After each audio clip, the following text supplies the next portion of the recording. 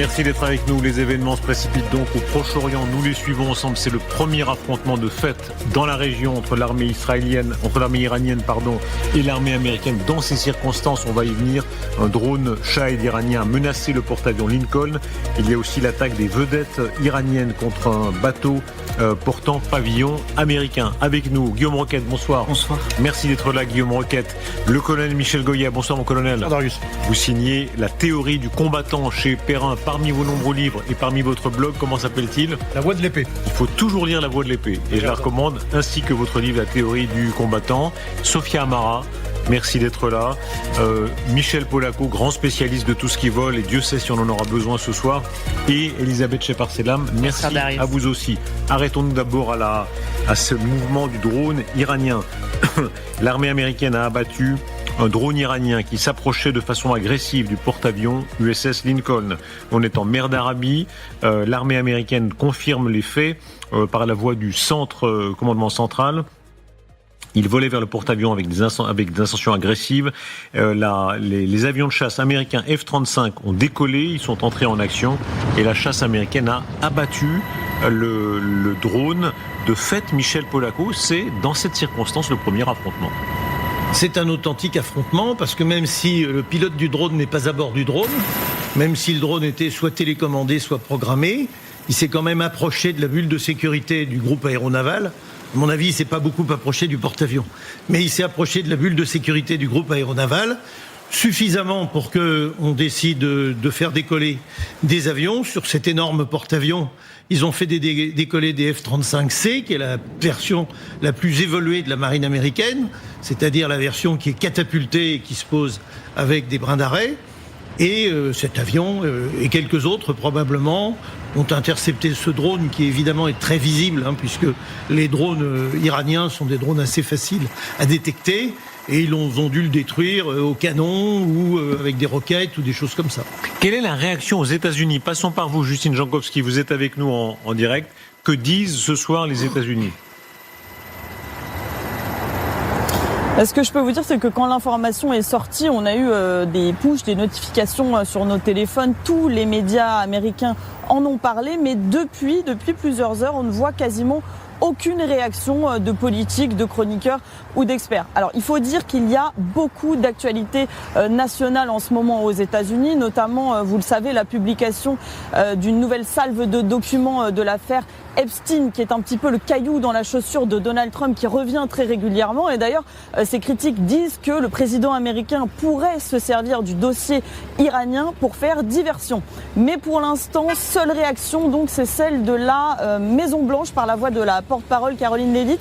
Alors, elle n'a pas donné de point presse à la Maison-Blanche aujourd'hui, mais elle a été interviewée par la chaîne de télévision conservatrice Fox News. Elle a dit que les pourparlers entre Iraniens et Américains étaient bien maintenus vendredi, et puis surtout que Donald Trump privilégiait toujours la voie diplomatique, même s'il faut que les deux parties jouent le jeu. Et c'est un peu la rhétorique que l'on entend depuis plusieurs jours, c'est-à-dire que Donald Trump menace toujours d'une intervention militaire, même si en ce moment il semble plus préoccupé par l'obtention d'un accord sur le nucléaire plutôt que par le sort des manifestants iraniens. Merci beaucoup, et je remercie aussi Mathieu Derrien. Colonel, il y a une accélération générale. On apprenait aussi que, et on y viendra plus tard plus en détail, il y a cet affrontement, il y a l'histoire des vedettes qu'on va voir aussi, et puis il y a le mouvement très accéléré des avions de ravitaillement dans la région. Tout à l'heure, notre rédaction notait 110 mouvements entre l'Allemagne et le Proche-Orient, là, ces dernières heures. Oui, ça ne cesse jamais. Maintenant, pour revenir sur cette affaire, les Iraniens ne voulaient pas attaquer de navires américains. Si vous voulez attaquer un navire américain, vous ne lancez pas un Shahed 139. Il met 2 heures pour arriver, déjà, donc vous avez X fois le temps de le repérer et de l'abattre. Et puis surtout, un Shahed 139, il est il frappe sur des cibles prépositionnées. C'est-à-dire, vous lui indiquez des coordonnées, et il va sur ses coordonnées. Et face à des cibles aussi mobiles que des navires, ça ne sert strictement à rien. C'est-à-dire qu'en 2 heures, même le porte-avions, il peut faire plusieurs dizaines de kilomètres. Donc fameuse ambiguïté iranienne, vous nous avez souvent parlé, mais pourquoi ils l'ont fait alors ? Alors, mais voilà. Alors, le Shahed 139, il peut servir aussi de mission pour des missions d'observation. Donc ça, c'est peut-être ça, tout simplement. Ils vont voir, ils essaient de repérer justement les bases. Et 2, et c'est pas incompatible avec première option, c'est un signalement. Voilà, c'est le grand mot à la mode. C'est un signalement allemand, dire voilà, on teste un peu le dispositif, on est là, etc. De la même façon qu'on fait bouger des navires de vedettes qui sont à cet égard beaucoup plus dangereuses, certainement pour la flotte américaine. Attendez, pardon, il y a du nouveau, puisque maintenant, l'agence de presse iranienne Fars donne aussi ça à sa version des faits. Un drone de patrouille et de surveillance a mené avec succès une mission de surveillance dans les eaux internationales. Une mission de patrouille, de surveillance. Oui, ça semble quand même assez comique parce que finalement là on est le pot de terre contre le pot de fer. Mais ce drone-là, c'est un drone qui est à la fois destiné au combat et à l'observation. Et effectivement, il se peut que ce soit pour ça qu'il a été fait et qu'il ait été envoyé là-bas, sachant que ce même drone est utilisé en Ukraine par les Russes contre les villes ukrainiennes. Donc ça peut être à la fois un drone de combat et un drone d'observation. C'est une façon pour les Iraniens de montrer que eux aussi se préparent et qu'ils ne sont pas complètement passifs face à cette armada qui se met en place. Je rajouterais que dans les informations, on se posait la question, c'est Xavier qui le disait tout à l'heure, où était peut-être positionné cette groupement naval. Bon, maintenant, on a à peu près une idée suite à ça. Donc, c'est des informations, enfin, c'est le recueil des informations, de toute façon, ne peut être que bénéficiaire pour des Iraniens dans ce cas-là, et les Américains ont répondu à leur façon. Comment s'est déroulé? Dans quelques instants, nous rejoindra, on a les meilleurs spécialistes ce soir, Michel Polaco et Colin Goya, et Xavier Titelman nous rejoindra. Expliquez-nous comment ça fonctionne. Si on était sur le porte-avions, parce que là on imagine quand même le degré d'adrénaline, les Américains aiment pas ça, hein. Disons quand même qu'on vienne chatouiller leur USS Lincoln, même si c'est avec un drone Shahed. Comment ça se passe? Vous avez d'abord une frégate de surveillance anti-aérienne qui est chargée, enfin une et plusieurs, qui sont chargées de surveiller les abords de la bulle. Donc c'est elle qui va faire la première détection. Vous avez peut-être aussi des avions AWACS américains qui sont en vol, qui vont aussi participer à la première détection. Et puis alors ensuite, vous avez l'alerte. À partir du moment où vous avez l'alerte, on choisit le ou les vecteurs qui vont être utilisés pour, je dirais, intercepter, voire détruire, identifier très clairement, voire détruire la cible. À partir de là, il a été décidé que, évidemment, le danger n'était pas considérable, mais que ça valait le coup d'aller répondre à la provocation, parce que c'est une provocation. Et pour celles et ceux qui nous rejoignent maintenant, je rappelle cette information de première importance, c'est de fait le premier affrontement dans ces circonstances-là entre les USA et la République islamique d'Iran. Les F-35 américains ont engagé le combat contre un drone qui, selon eux, les menaçait. Vous avez relativisé le fait de la menace, mais on voit à quel point là, les Iraniens jouent peut-être, Guillaume Roquette, un jeu dangereux. Oui, parce que il y a une part de provocation. Évidemment, les Iraniens se doutaient bien qu'ils n'allaient pas être accueillis avec des fleurs. Alors, c'est vrai que la disproportion de force est quand même assez spectaculaire. C'est peut-être ça la dissuasion du faible au fort. Mais enfin, ça paraît pas complètement gagné pour les Iraniens. C'est peut-être représentatif d'une forme de côté complètement inégal entre les Américains et les Iraniens, ou alors il y a une sorte de démonstration presque symbolique de la part des Iraniens en disant on ne se laisse pas faire, on n'a pas peur. Un petit peu comme quand ils avaient envoyé, après les bombardements américains en juin dernier sur les installations nucléaires, ils avaient envoyé des missiles, mais ils avaient prévenu tout le monde avant pour pas que ça soit trop escalatoire, comme on dit aujourd'hui. Ce qui est certain, c'est que c'est une provocation, mais elle n'est pas suffisamment forte, elle est presque tellement anecdotique qu'elle n'est pas en elle-même déclencheuse d'une escalade. Il y a un vertige d'incertitude. C'est un régime qui tue, qui peut tuer de manière terrifiante à l'intérieur et à l'extérieur. On verra tout à l'heure qu'il menace la France de manière tout à fait ciblée. Vous avez beaucoup de camarades, vous le rappelez souvent, de camarades soldats français qui sont morts de la main des alliés de l'Iran, des proxys de l'Iran. Et en même temps, c'est ce régime qui peut faire ce genre d'action, ambiguë, ambivalente. On ne sait pas très bien où il veut aller. Oui, comme il n'a pas les mêmes moyens que l'armada qui est en train de se masser autour de ses côtes, évidemment qu'il ne peut pas rester silencieux. Il a aussi une partie de la population qui est encore avec lui, il faut le dire, même si elle est minime, et malgré les massacres qui ont été perpétrés contre les manifestants. C'est simplement pour dire, voilà, il se prépare, et nous aussi. Et finalement, ce petit bourdon-là qui vient tourner autour de l'USS du Lincoln, finalement, il est capable de les déranger, de les inquiéter, et nous aussi on se prépare. Qu'est-ce qui se passe avec nos moyens asymétriques? Qu'est-ce qui se passe s'ils arrivent à tuer ne serait-ce qu'un soldat américain? Alors, d'abord, oui, ils ont des moyens de faire malgré tout des dégâts. S'ils veulent attaquer un navire, ils n'attaquent pas avec des drones, ils attaqueront avec des missiles anti-navires, tout simplement, c'est fait pour ça. Et ils en ont un arsenal assez conséquent. Donc s'ils lancent des salves de missiles anti-navires, peut-être qu'ils peuvent arriver, et plus particulièrement sur ceux d'ailleurs qui sont dans le Golfe, plutôt que ceux qui sont dans le Golfe d'Oman, parce que c'est plus loin. Mais s'ils arrivent à toucher, ne serait-ce qu'un destroyer, de frapper un ou deux destroyers qui font des dégâts, qui font plusieurs morts américains, c'est pas pareil. C'est-à-dire qu'il y a une asymétrie de moyens, et il y a aussi une asymétrie de sensibilité aux pertes. C'est-à-dire concrètement, les Américains sont moins capables d'encaisser que les Iraniens. Et donc, si vous commencez à avoir quelque chose, une campagne qui commence à durer, qui commence à s'enliser, il n'y a rien qui se passe, et que vous avez en plus commencé à avoir des pertes américaines, même quelques pertes américaines, ça peut devenir très rapidement très problématique pour les Américains. Alors, deux choses. La première, c'est qu'ils ont déjà du sang américain à Beyrouth et en Irak, donc c'est pas nouveau. Mais effectivement, dans une démocratie, déjà, on le voit avec l'Ukraine et la Russie, on n'a pas le même rapport à la mort de nos soldats, et c'est très important de le souligner. Mais très clairement, aujourd'hui, aux États-Unis, à cause de l'Irak, à cause d'un certain nombre de guerres qui ont coûté à beaucoup de soldats américains, et effectivement, dans l'opinion publique, ça passera pas très bien, notamment dans une année électorale où il y a déjà des problèmes pour les républicains, ça peut leur coûter encore plus cher. La Maison-Blanche parle. Caroline Leavitt, le commandement central du commandement américain a pris la décision d'abattre le drone iranien. Il a adopté une attitude agressive envers notre USS Lincoln. Donald Trump reste déterminé à privilégier la diplomatie, mais il faut être deux pour danser le tango. On verra tout au long de la soirée qu'on a une sorte de chantage grandissant aux Iraniens. Soit ils cèdent, soit c'est le bombardement. Oui, parce que c'est très difficile de savoir à cette heure si on va vers une négociation, ce qui est pas exclu. La porte-parole américaine a bien expliqué que les discussions étaient encore planifiées plus tard dans la semaine, sauf, a-t-elle aussitôt ajouté, s'il y a une action militaire. Et c'est là qu'est la force des Américains, c'est que, paradoxalement, plus ils renforcent leur armada, avec ces mouvements continus de déploiement de matériel sur lesquels on reviendra sans doute tout à l'heure, c'est pas pour autant que la guerre est sûre à 100%. Avec en plus cette autre provocation, cette action militaire des Iraniens engagée contre un bateau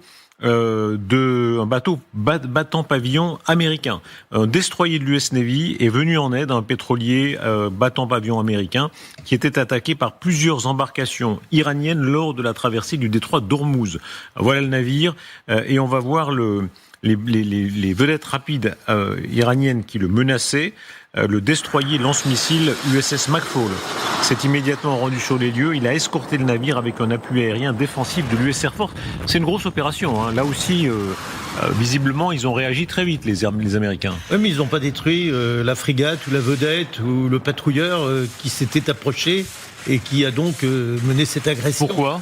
Je ne sais pas, c'est un choix. Vous savez, détruire un patrouilleur, c'est déjà plus important que détruire un drone. Donc voilà, il y a une graduation. Il y a des Iraniens sur ces bateaux-là. Je pense qu'il y avait aussi... on peut faire descendre un drone, il n'y a pas d'Iraniens tués. Je pense que le jour où tu tues un Iranien, ça... C'est pas pareil. Surtout, encore une fois, il n'y a pas eu d'attaque. Il y a eu une gesticulation, on l'a menacé. Voilà, ils ont menacé, comme ils le faisaient dans les années 80. Je rappelle que les années 80, avec ce genre d'engin, ils menaçaient beaucoup le commerce.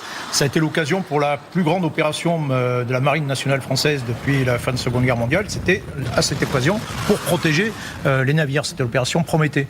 Donc là, oui, on est un peu dans une situation, voilà, on montre les muscles, on se montre. Oui.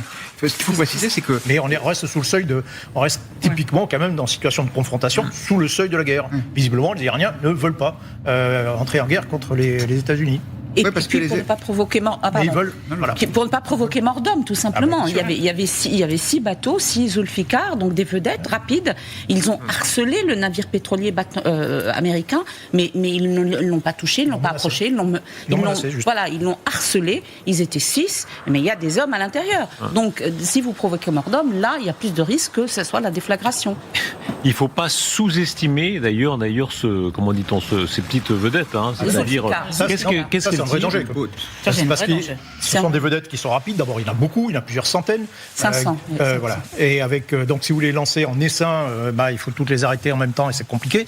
Avec Elles des portent explosifs, des missiles anti-navires qui portent même à 30, 50 km.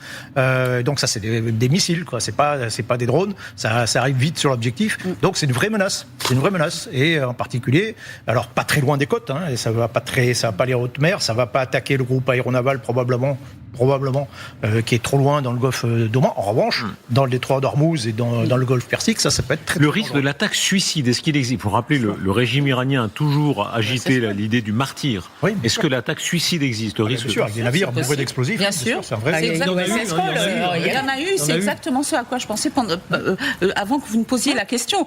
Si vous mettez des Zulfikar qui vont à 52 nœuds, c'est-à-dire 96 km/h, avec des candidats au martyr, dans une deuxième étape, c'est-à-dire quand il n'y aura plus du tout de négociation et que le régime sera en passe de tomber. Ouais. Si ça arrive, il y a des candidats au martyr. C'est-à-dire vous mettez des hommes kamikazes et vous lancez ça contre n'importe quel objectif occidental, américain ou autre, ou israélien.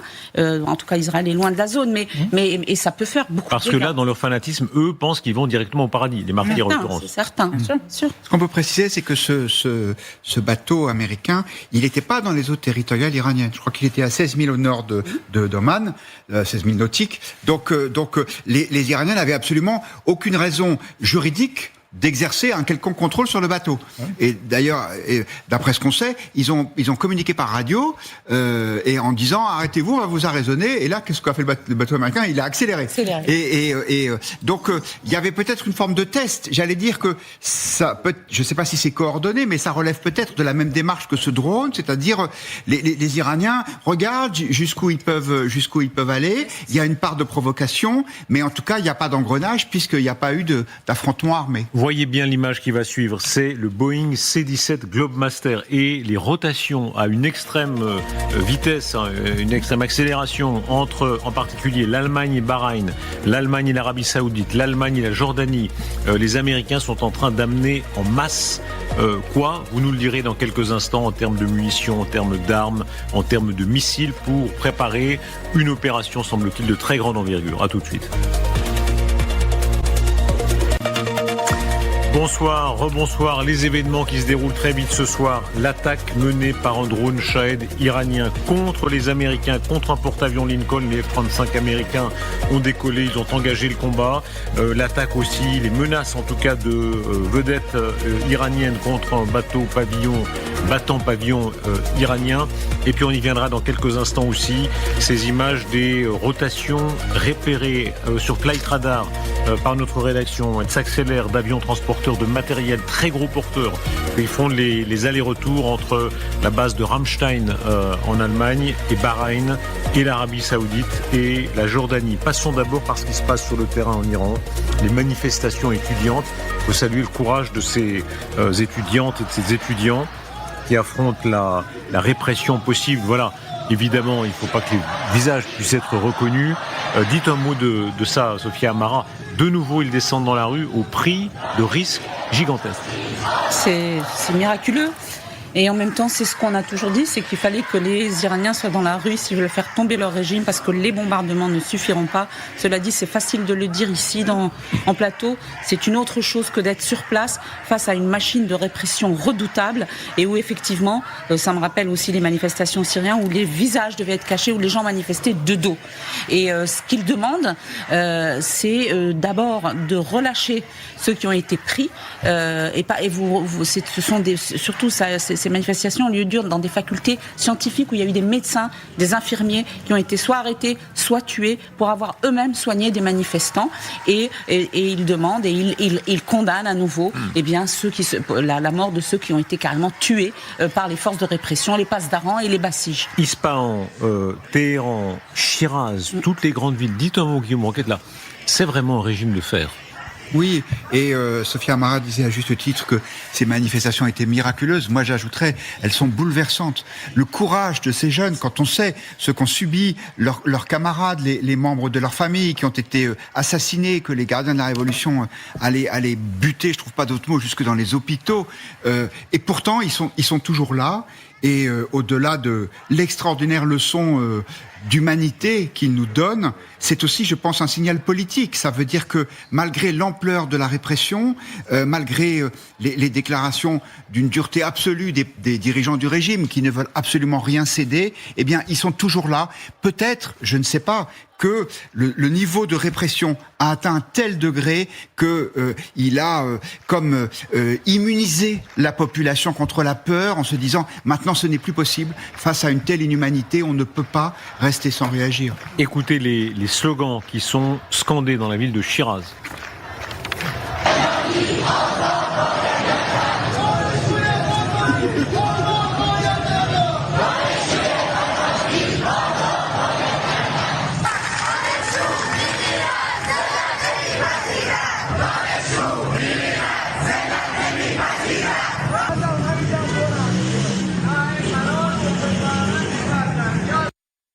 Comment ce régime tient? Il y a à la fois le courage et le fait ils sont là, visiblement cette jeunesse, et en même temps une force de répression, les deux en même temps. Oui, d'ailleurs, c'est le courage de cette jeunesse contraste avec le silence assourdissant de la nôtre à leur égard, j'entends. C'est-à-dire qu'on a quand même assisté à un massacre, un bain de sang. En 2 jours, vous avez plus de gens, plus de civils qui ont été massacrés en Iran que de civils palestiniens à Gaza en 2 ans. Mais là, étrangement, ça provoque pas de mouvement de foule parmi nos étudiants, notamment, si promptes normalement à se manifester. Là, on n'entend personne, et on n'entend personne aussi politiquement. C'est-à-dire que là aussi, qu'est-ce qu'on fait, quoi? On a l'impression d'être complètement tétanisé, d'être inhibé par ce régime. Au moins, une fois, je saluais au début de janvier la volonté de Trump d'essayer au moins de faire quelque chose. Isaac Barchicha, vous nous avez rejoint, vous êtes partisan vous de Trump. Est-ce que Trump, lui, peut faire quelque chose? Alors déjà, je voudrais remercier le colonel parce que je pense que sur ce coup, il a absolument raison. J'ai pas fini ma phrase parce qu'après Trump s'est déballonné et ça c'était complètement indécent. Je vais finir la phrase moi, mais en tout cas, ce que je retiens, moi j'ai une admiration effectivement particulière, notamment pour ces étudiants. Vous l'avez dit, on aurait bien aimé voir à Sciences Po ou dans une université française ou européenne un peu plus de manifestations de soutien, notamment aux étudiants. On apprend maintenant via ces vidéos qu'il y a beaucoup d'étudiants qui sont aussi emprisonnés. On ne parle plus maintenant des morts, parce que chaque jour on apprend que le bilan est encore plus dramatique. Je pense que là, les Iraniens, en tout cas le régime iranien ne peut plus trop bouger, parce qu'ils savent qu'à leur porte se trouvent les Américains de Trump qui n'attendront que éventuellement une gaffe soit faite pour que réellement intervenir. Mais moi je voudrais quand même revenir, parce que vous avez parlé aussi de nous, la France, les Européens. On rappelle que la France c'est la patrie des droits de l'homme, et dans ce qui est écrit, c'est quand même la liberté et la résistance à l'oppression. Et je vous interromps, pardon, une seconde, puisque précisément le président des États-Unis est là, il prend la parole. Évidemment, dès que il prendrait la parole précisément sur l'Iran et sur les événements très importants que nous suivons, je vous le rappelle, un premier affrontement direct entre les avions de chasse américains et drones iraniens. Évidemment, nous reviendrons à cela. Mais je vous laisse continuer, pardon. Non, je disais encore une fois, ce qui me désole, c'est qu'effectivement, on parlait parfois d'immigrés. Moi, je sais que beaucoup d'immigrés qui viennent en France, c'est parce que ils fuient le régime, ils fuient le pays, parce que la France incarne ces droits de l'homme. Et quand on voit aujourd'hui ce qui se passe, notamment en Iran, où il y a un silence médiatique et un silence politique international, on se dit mais où sont les autres pays, notamment la France, notamment quand on voit des étudiants. On a vu pendant effectivement le conflit en Israël et Gaza, les étudiants français et européens s'investir énormément à tort sur parfois des sujets, et là on les voit pas du tout, on les voit complètement absents, et pourtant on voit complètement la population iranienne souffrir à tous les niveaux de la société. Il y a un suspense énorme que nous vivons ensemble, c'est-à-dire Trump est là, il continue d'ailleurs à s'occuper de toutes sortes d'affaires courantes, intérieures et extérieures. Et personne ne sait s'il est en train de dissimuler, si en secret il a vu ses généraux quelques minutes avant pour leur dire préparez l'attaque. Là, il y a une espèce d'art du suspense maintenu par les Américains. Il y a un art de suspense avec, bien évidemment, à Washington, beaucoup de rumeurs. Est-ce qu'il va, en gros, vendre les Iraniens qui se sont battus, parce qu'il a quand même posté sur les réseaux sociaux pour soit se dégonfler, en tout cas, soit repousser à plus tard. Et il y a cette peur, bien évidemment, qu'il trouve un accord sur le nucléaire et que après, il fait plus rien. Et c'est une véritable inquiétude pour une certaine partie de la population américaine aussi. Moi, il y a une chose qui m'interpelle. à une époque, on parlait de la responsabilité de protéger dans du droit international à l'ONU. C'est-à-dire à partir du moment le où... droit d'ingérence, on a parlé du droit d'ingérence. L'idée que si un régime... Alors, on parlait à l'époque de Kosovo, de Milosevic. À partir du moment où il y a un dictateur qui massacre son peuple, ce qui est le cas, il est en train de massacrer une génération. Regardez, les images à Tabriz, une autre ville où les étudiants de pharmacie, là aussi, organisent un rassemblement pour protester contre les meurtres et contre les arrestations. Mais l'idée de droit d'ingérence, c'était à partir du moment où le menace pour le peuple, c'est son propre régime. Qu'est-ce que fait la communauté internationale ? Je ne comprends pas qu'on ne voit pas plus, que ça soit en France, que ça soit plus dans la rue, partout dans le monde, des gens ces jeunes ont besoin d'aide de l'extérieur, très clairement. Ils ont tout notre respect, mais ils ont besoin d'être armés, d'être soutenus, et sinon ils vont être massacrés. Est-ce qu'une action militaire est possible ? Rappelons aussi les dates pour être précis. Les manifestations principales, c'était le 8 et le 9 janvier. C'est là où il y a eu beaucoup de morts. Ensuite, il y a eu le message du président Trump, 13 janvier, où il disait « Patriotes iraniens, continuez de protester, prenez le contrôle de vos institutions, l'aide est en route ». Alors, les défenseurs du président Trump disent son message était après, donc c'est pas lui, c'est pas à cause de lui que les gens sont sortis dans la rue. Quoi qu'il en soit, c'est un régime qui tue avant, après, pendant, qui pend, donc là, c'est une polémique un peu fausse. Qu'est-ce que peut Il avait faire dit bien avant, dès le début de la crise, il avait dit si vous tuez des gens, je vous tape dessus. Il y aura une réponse. Mais l'appel à continuer à protester est venu après les tueries, pour être précis. Quoi qu'il en soit, de toute façon, c'est un régime qui tue. Il continuera, il ne s'est pas arrêté, il n'a pas commencé là. Que peuvent faire les Américains ? Je reviens à chaque fois, mais le pouvoir, il est au bout du fusil.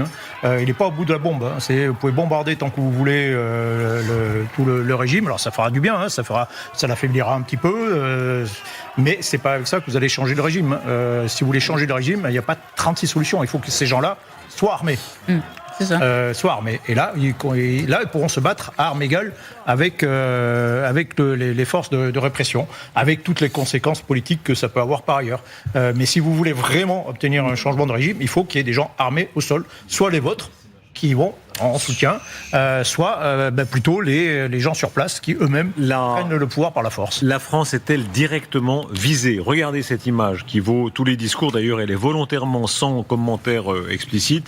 L'agence de presse iranienne Fars, qui est proche des gardiens de la Révolution, le bras armé du régime, les plus durs, publie aujourd'hui une photographie aérienne de la base militaire d'Al-Dafra aux Émirats Arabes Unis, qui est, alors expliquez-moi bien, colonel, et vous aussi, le statut, puisque c'est une base franco-américaine. Oui, alors concrètement, on a deux bases aériennes projetées, on appelle ça aussi, une à Al-Dafra, donc à Abu Dhabi, et une autre H5 en Jordanie. Voilà. Et là, donc, on a un escadron de chasse. Alors, c'est généralement des rafales, doit y avoir 6-7 rafales avec tout ce qu'il faut avec, ravitailleurs, etc., etc. Mais en fait, c'est aussi un hub où vous avez des avions américains qui peuvent se poser. C'est très menaçant, publier une photo aérienne d'une base. C'est le but. C'est vraiment très menaçant. C'est une manière de dire... On vous voit. C'est tout à fait eux. C'est tout à fait eux. C'est-à-dire qu'ils ne commettent pas de crime, ils ne visent rien. Simplement, ils mettent une photo qui en dit long. Même sans légende, ça suffit pour bien provoquer, évidemment, l'inquiétude de ces ça, c'est vraiment un comportement de voyou. Pour le coup, là... Mais c'est une base militaire française, mais bien sûr aussi émirati. Donc c'est aussi un double message. Comme on sait que les Émirats, mais on sait qu'ils menacent les Américains. On a l'habitude, les Émiratis sont très inquiets par ce qui pourrait être la suite.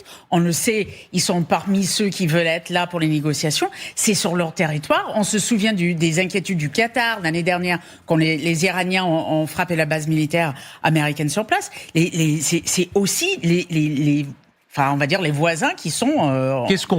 Bon, j'imagine cette image, n'importe qui peut se la procurer. C'est pas très difficile d'avoir l'image. Ça sur Google Maps. Google Maps. Mais là, qu'est-ce qu'on voit exactement en l'occurrence ? C'est un aéroport essentiellement. Avec une piste, avec des taxiways, des zones de parc pour parquer les avions, des hangars pour mettre des avions, les entretenir, faire la maintenance, et probablement des bureaux de commandement, etc.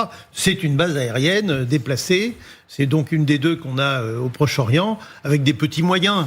Il y a 6 avions sur chacune de ces bases. Donc, si vous voulez, c'est pas avec 6 avions qu'on va faire des choses extrêmement spectaculaires. Mais ça peut permettre de participer à des choses importantes, et notamment, ça participe à la sécurité dans le Golfe, et puis ça participe aussi à la sécurité d'un certain nombre d'installations d'amis qui sont aussi des clients, faut pas l'oublier, et donc auxquels on dit nous amenons quelques poitrines. Est-ce que c'est une manière de jouer sur la peur ? Moi, je donne souvent cet exemple. Moi, j'ai souvent entendu des ministres, notamment des ministres français, anciens ministres, dire oui, on a un peu peur notamment des actions terroristes éventuelles de l'Iran.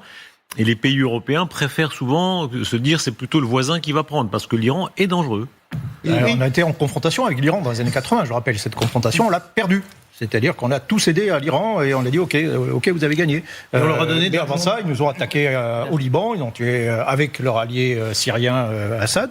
Ils nous ont attaqués au Liban, ils ont attaqué nos forces au Liban, ils ont attaqué notre ambassade, ils ont tué l'ambassadeur. Ce que vous dites est terrible. La France a été faible face à l'Iran. Oui. Ah, complètement. Totalement.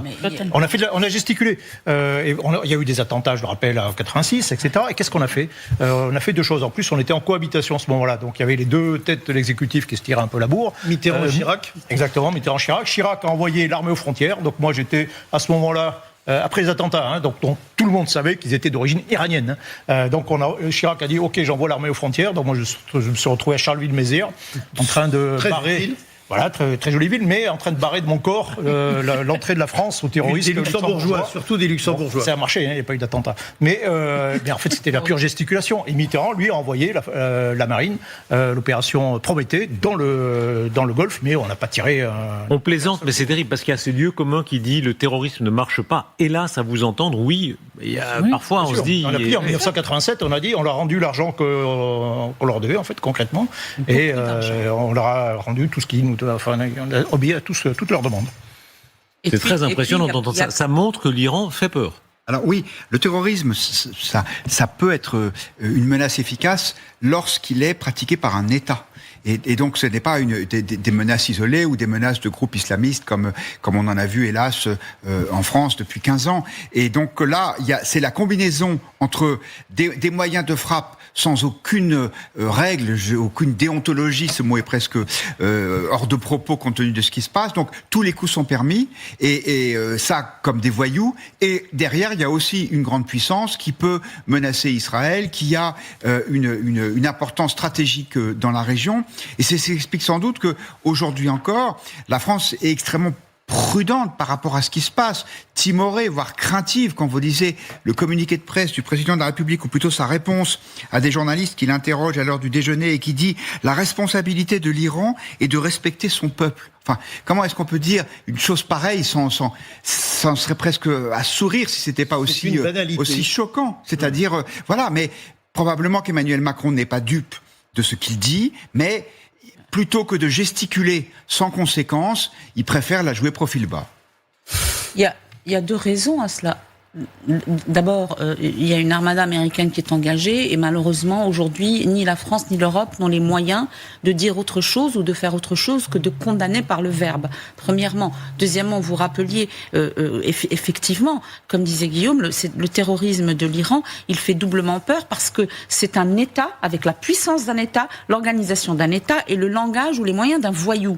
Et n'oubliez pas qu'il n'y a pas eu le Drakkar seulement, qu'il n'y a pas eu les attentats sur le sol français et qu'il y a eu la crise des otages. Il y a eu une diplomatie des otages entre Téhéran et Paris. C'est-à-dire qu'on a eu des citoyens français... Et encore toujours dans l'ambassade d'ailleurs. Et encore aujourd'hui, rappelons que Jacques Paris et Cécile Collère... Oui, aujourd'hui, mais moi je vous parle des années 80, Roger Hawk et tout cela. Mais même, on oublie assez vite, mais il y avait le projet d'attentat à Villepinte en 2018-2019. Exactement. Ils ont menacé le territoire français avec des explosifs qui venaient de Belgique, mais dans les 10 dernières années, il y a eu des cellules en Allemagne, en France. Est-ce que c'est le moment du sursaut ? Alors certains, il y a deux écoles. Il y a une école d'ailleurs assez présente au Quai d'Orsay qui est de dire prudence, diversité du monde, voilà. Et puis il y a l'école plus anglo-saxonne, israélienne et américaine qui disent c'est le moment de frapper. Est-ce que, n'est-ce pas aussi la bonne question qu'il faudrait se poser ? C'est pourquoi la France, éventuellement ne fait pas comme la Grande-Bretagne, commence à parler officiellement avec les Américains.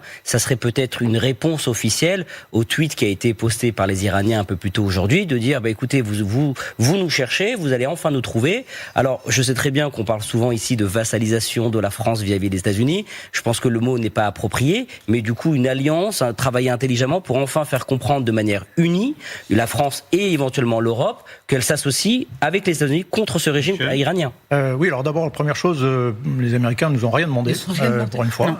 C'est ça.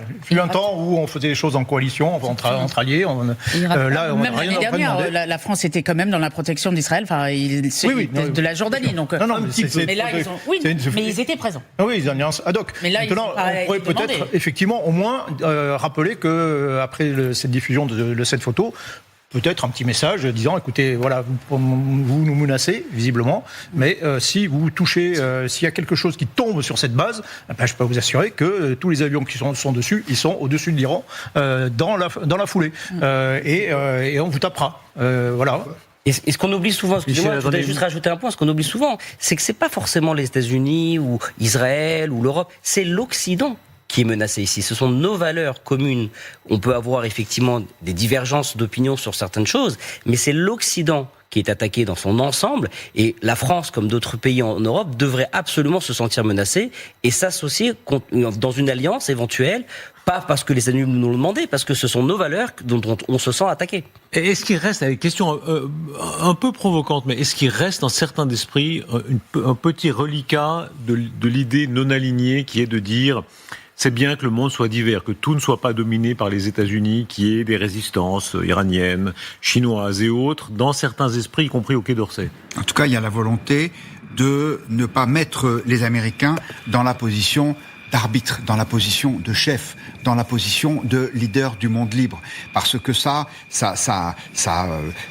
froisserait la susceptibilité française. Et donc effectivement, il y a une forme de coquetterie qui est très très classique au Quai d'Orsay, en disant nous, on est inféodé à personne, on refuse d'être dans un camp. Donc oui, je pense que ça joue. Mais il y a aussi... Mais pardon, même une chose plus profonde. Moi, j'ai vu des gens, à tort ou raison, mais qui disent c'est bien, malgré tout, que Cuba, il y a des parts du monde qui résistent à la mondialisation américaine. Il y a Cuba, il y a les Iraniens, il y a voilà. Même s'ils ont des régimes de fer. C'est très très loin. Alors que les Cubains ont agi en Afrique, etc., en Angola, en Namibie, etc. Ils sont jamais venus vraiment jusque chez nous. Les Iraniens, ils sont venus jusque chez nous. Et ils ont tué. Et ils ont tué. Simplement, à force de vouloir montrer notre différence et montrer notre autonomie, on finit par être avec personne et on finit par ne plus être lisible. Sauf que Cuba, nous ne sommes pas lisibles. Darius, vous disiez Cuba, mais moi je veux bien qu'il y ait un autre modèle que la modélisation américaine, dont beaucoup de pays sont inspirés, mais dans ce cas-là, Cuba devrait être un pays qui réussit économiquement, démographiquement et autres, et pas forcément être un passage pour le narcotrafic et autres. Donc je veux bien qu'il y ait une alternative, je veux bien qu'on ne se sente pas forcément directement liés, mais si ce sont des pays comme l'Iran ou le Cuba qui impactent la scène internationale, oui, il y a lieu de prendre position. Non, mais je rappelle juste un point, c'est qu'en 2018, c'était Trump 1, premier mandat, on s'était quand même associés. On avait fait pour frapper la Syrie d'Assad, on s'était associés, les Britanniques, Français, il y avait eu quelque chose en commun. C'est un gros morceau là, hein, c'est un gros morceau quand même. C'est un plus gros morceau, c'est vrai. Il y a une inquiétude. Est-ce que la main tremble? Est-ce que même où à la Maison Blanche on se dit qu'est-ce qui va arriver quoi? Oui, mais la main tremble. En tout cas, il y a une hésitation, et c'est terrible à dire, mais elle est justifiée. Parce que bien sûr, le premier élan, j'allais dire l'élan du cœur, c'est de dire on peut pas laisser faire ces massacres, il faut agir, surtout que les Américains ont des moyens militaires pour faire mal au régime. Mais pour quel effet final recherché, comme diraient les militaires? C'est-à-dire que peut-être que un certain nombre de dirigeants occidentaux, et sans doute Trump fait partie de cela, se disent... Déstabiliser un pays, mettre le chaos, c'est relativement facile. Mais le problème, c'est que après, il n'en sort rien de bon, et on va pas recommencer la litanie des pays où les Occidentaux sont intervenus, au Liban, en Irak, en Afghanistan, et le résultat a été pire que la situation antérieure. Donc il est malheureusement la diplomatie, c'est pas uniquement une affaire de sentiments et de morale, c'est aussi un calcul froid mais légitime en disant est-ce que vraiment c'est le moment de bombarder massivement l'Iran? Est-ce qu'il en sortira une situation meilleure? Et seulement c'est pour ça que Trump, en ce moment, même si on le critique souvent de dire qu'il agit trop vite, là il réfléchit pour le coup, parce qu'il a bien compris que c'est un gros morceau, il a cette arme de la dissuasion qu'il agit depuis déjà quelques semaines, il y a des populations civiles importantes dans la région, il a aussi l'envie de ne pas se tromper, tout en n'envoyant pas forcément des troupes sur place. Et puis, en attendant, on a quand même une menace iranienne qui est là et qui continue. Donc, à un moment donné, on ne pourra pas forcément rester stoïque. En tout cas, la Maison-Blanche met vraiment toutes les chances de son côté. On assiste ce soir à, et c'est vraiment les informations des dernières heures et même parfois les dernières dizaines de minutes, à un nombre de rotations très impressionnantes repérées sur Flight Radar. Regardez les images. Cet avion en particulier, c'est le Boeing C-17 Globemaster. Et on a la chance d'avoir un chef d'édition, Aurélien Hamel, qui est un passionné d'avions. Donc il vit sur Flight Radar et ce genre de choses. Et on a pu observer ces dernières heures, même nommément les avions, le 98 0051, le 01 01 91, etc. Les immatriculations. Voilà. Et ils font les allers-retours. Base de Ramstein en Allemagne, Bahreïn. Base de Ramstein en Allemagne, Arabie Saoudite. Base de Ramstein en Allemagne, Jordanie. Il y a une espèce d'accélération massive. Qu'est-ce qui se transporte ? Alors vous savez, les Américains, ils sont pas comme nous.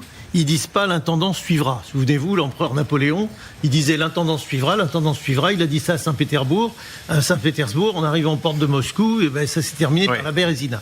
Les Américains, ils prennent leur temps et ils amènent du matériel, des hommes, des vivres, tout ce qui s'appelle le soutien. Chose que chez nous, on a un peu de mal à anticiper. Donc, Napoléon, c'était plutôt on s'élance et on voit. Voilà. Ah, c'est l'autre Si vous voulez, malheureusement, ça lui a coûté très cher. Mais les Américains, c'est pas du tout comme ça. Je me souviens d'eux en Bosnie, je me souviens pendant la guerre du Golfe, enfin, etc. C'est toujours, quand ils se préparent à quelque chose de possiblement violent, ils prennent leur temps et ils amènent vraiment tout ce qui est nécessaire sur place, autour, au-dessus, dessous, etc. Oubliez jamais, sous la mer, sur la mer, au-dessus de la mer, etc. Donc pour l'instant, ils amènent des missiles, ils amènent des armes, ils amènent des vivres, ils amènent des moyens d'aide à la vie dans les campements pour les militaires. Il y a un côté américains. Industriel. Hein. C'est une là, on voit c'est industriel. C'est pas les plus gros avions américains, je vous signale. Mais ils ont des C-5A Galaxy qu'ils n'utilisent pas, là, manifestement. Pas encore. Qui ont une portée plus grande et qui peuvent porter un poids plus important. Enfin bon, le C-17, c'est déjà une grosse bête. Ça permet d'amener du beau matériel. C'est des rotations qui sont relativement modestes. 10 vols par jour, c'est pas gigantesque. C'est un pont aérien, mais c'est pas un pont aérien gigantesque. On va écouter Donald Trump qui prend la parole. S'il parle de l'Iran, en tout cas, il est en train de parler et dans un instant, évidemment, on lui passera la parole dès lors qu'il parle de l'Iran. Mais il faut comprendre que c'est pas simple. Enfin, on parle beaucoup, par exemple, des patriotes, des THAAD, tout cette gros matériel pour se défendre aussi et défendre les alliés et défendre les bases qui viennent dans la région. Mais les Américains, moi, je me souviens de pizzas congelées. Enfin, c'est toutes les vivres pour qu'on puisse manger ce que mangent les Américains, notamment les soldats, même sur des bases projetées à l'autre bout du monde. Et ils sont vraiment très forts. C'est une industrie qui fonctionne vraiment comme une grosse boîte. Donc il faut du temps. Oui, ça prend du temps. Oui, c'est la force des Américains, c'est qu'ils ont des moyens, y compris financiers, qui sont quasi illimités. Et donc, effectivement, ils ne raisonnent jamais à la même échelle que nous. Moi, j'ai souvenir, Michel Goya connaît ça bien mieux que moi, d'être allé à Djibouti, où on allait sur la base française, alors c'était des installations légères, avec des tentes, etc. Après, on vous disait, bon, maintenant, vous allez aller voir les Américains. Et là, il y avait une ville dans la ville, il y avait même il y avait des policiers qui étaient chargés de faire la circulation, il y avait un rond-point devant le camp. Tout ça a été totalement climatisé, j'ose pas imaginer le bilan énergétique. Chez nous, Et il y avait un supermarché pour que les boys puissent trouver les mêmes bières qu'à la maison. Donc, on a du mal à imaginer ça. Ces gens-là ne vivent pas dans le même monde que nous. Moi, j'étais, par exemple, au camp Phoenix à Kaboul. En fait, oui, on crée une petite ville américaine où vous pouvez très bien vivre. On appelle ça, les habitants qui sont à l'intérieur, ils appellent ça les phobits. Phobe, ça veut dire base en américain, les phobits, c'est comme les hobbits, qui vivent là-dedans et qui vivent à l'américaine. Ils étaient juste à la sortie de Kaboul, mais l'immense majorité n'aura jamais vu un Afghan de toute sa vie. Voilà, et vous pouviez aller aux messes 24 heures sur 24. Vous pouvez manger un steak à 2 heures du matin. Il y avait une grande messe, une grande salle, avec des écrans partout.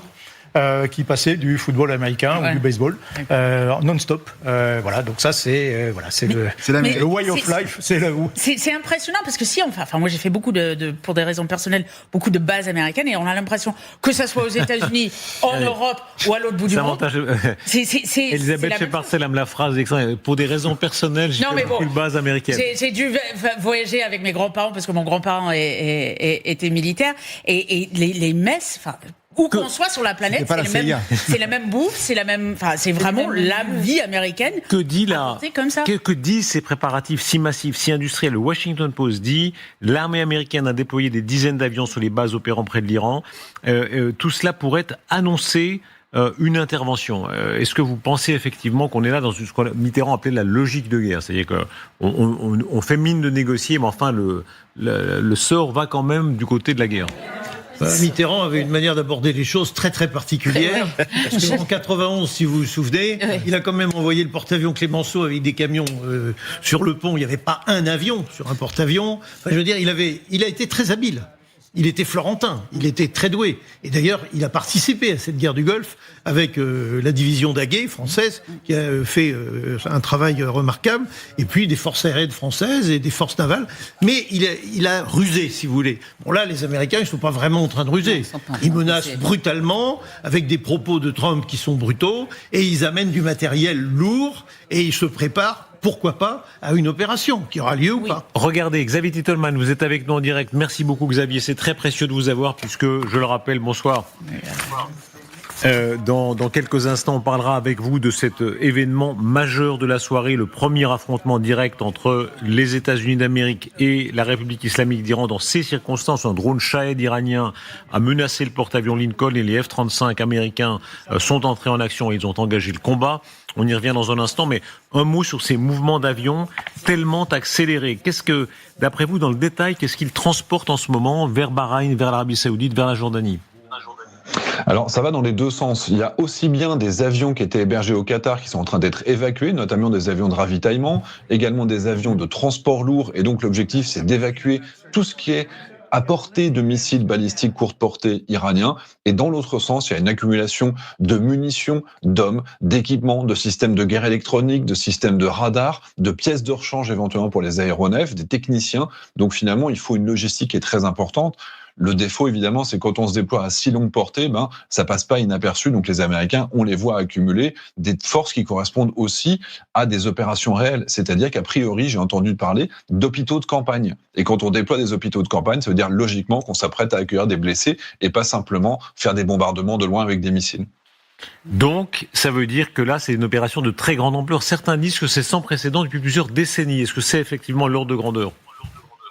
Quand on est avec déjà des centaines d'aéronefs et potentiellement des centaines de missiles Tomahawk qui pourraient être tirés chaque nuit, logiquement, ça implique une opération qui dépasse tout ce qu'on a eu dans les dernières décennies, parce que sur l'Afghanistan, c'était beaucoup plus progressif. Et vous vous souvenez, il y a quelques semaines, quelques mois, Donald Trump avait refusé de transmettre des missiles Tomahawk à l'Ukraine en disant « mais ces missiles, on en a besoin ». Il y a beaucoup de personnes aujourd'hui qui pensent que c'est simplement les stocks américains qui sont plusieurs milliers d'unités. Eh bien, ils pensent en utiliser une grosse partie, là, pour préparer le terrain, pour faire accéder la chasse américaine sur le territoire iranien. Et donc, c'est pour ça qu'ils ne pouvaient pas les céder à l'époque. Là, toute la région, Michel, vous étiez aussi là, les deux Michel, les avions de combat HC-130J, oui. C'est comme ça qu'on dit, qui sont amenés de l'île grecque de Lakané. Moi, je ne savais pas que sur l'île grecque de Lakané, il y a aussi une base américaine. Oui.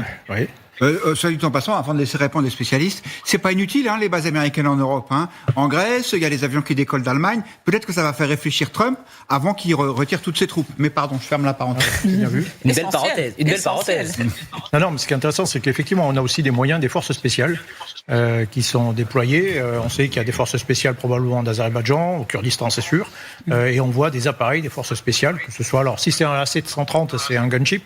C'est un gunship, avec un canon à bord. Il tire c'est une batterie d'artillerie volante, avec un canon de 105 mm, 75, enfin c'est un truc redoutable. C'est très très très impressionnant. Ou alors, si c'est un autre MC-135, là c'est un avion de pénétration qui peut voler de nuit pour aller pénétrer, faire dans un territoire hostile et y amener un commando de diverses façons.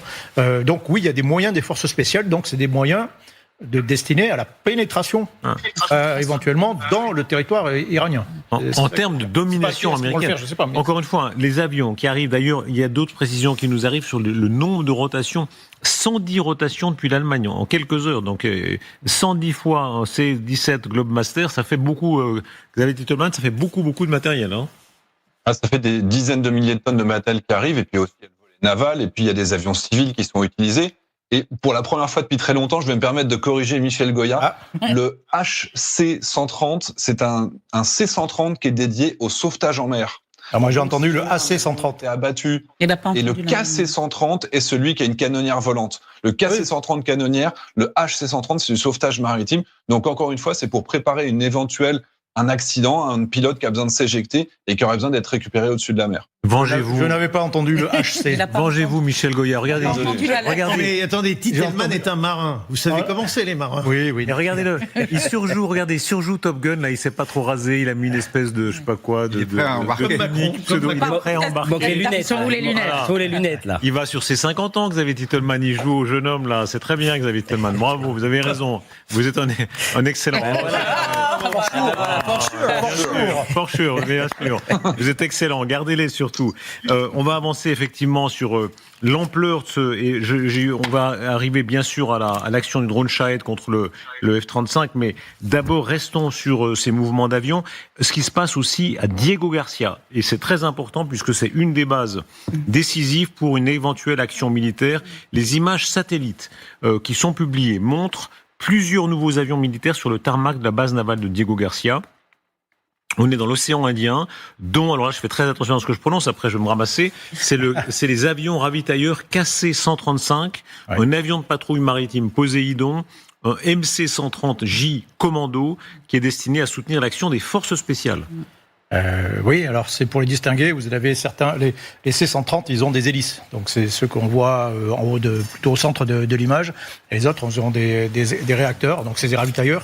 Alors, les KC-135, c'est des vieux Boeing 707 ravitailleurs. Hein. Voilà, c'est plein de carburant, c'est des stations de service. On s'est débarrassé, nous. Hein. Oui, c'est des stations-service volantes. C'est indispensable pour toute campagne aérienne. Si vous voulez faire des rotations d'avions sur la durée, il faut des ravitailleurs.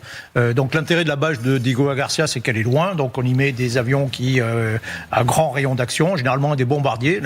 La vraie information, c'est qu'on ne voit pas de bombardiers. On ne voit pas de B2, pas de B1 et pas de B52. Donc on ne voit pas de bombardiers. C'est ça qui est intéressant. À mon avis, la photo, elle ne doit pas être bonne. C'est peut-être. Mais voilà, Mais pardon, si vous permettez, pourquoi est-ce que on voit arriver ce type d'avion? Je parle des MC-130 Commando, qui sont destinés généralement à assister ou à soutenir une opération d'infiltration ou d'exfiltration. Oui, exactement. Oui. Pourquoi Diego Garcia? Je me pose la question. Pourquoi pas? Alors prenons la carte, qu'on comprenne bien. Cette base de Diego Garcia, elle est là perdue au milieu de l'océan Indien. Je ne sais même pas la distance qu'il faut en avion de. Il faut combien de temps pour aller de Diego Garcia à Téhéran? Ça dépend de quel avion, mais enfin ça fait loin. Hein. Ça fait loin. Quel est l'usage qu'ils peuvent avoir de ces avions, y compris des avions pour des commandos? C'est-à-dire que les Américains, ils ont les moyens de se payer toute la panoplie. Donc, si vous voulez, ils vont amener aussi du matériel qui n'aura peut-être aucune chance de servir. Mais si d'aventure, ils doivent mener des opérations en territoire iranien, ce qui quand même n'est pas exclu, il est évident qu'ils amèneront tout ce qui est nécessaire pour pas recommencer une opération type Tabriz où ils sont étalés lamentablement en 1900. Est-ce qu'il est vrai que là, ils dépendent de personne? C'est-à-dire, ils peuvent partir de la base de Diego Garcia? Elle est louée aux Anglais, la base. Oui, bon. Ils font ce qu'ils veulent avec les Anglais. Pas de la famille. Comment vous y allez? Oui, sûr. Non, mais généralement, c'est les gros bombardiers long rayon d'action qui sont là-bas.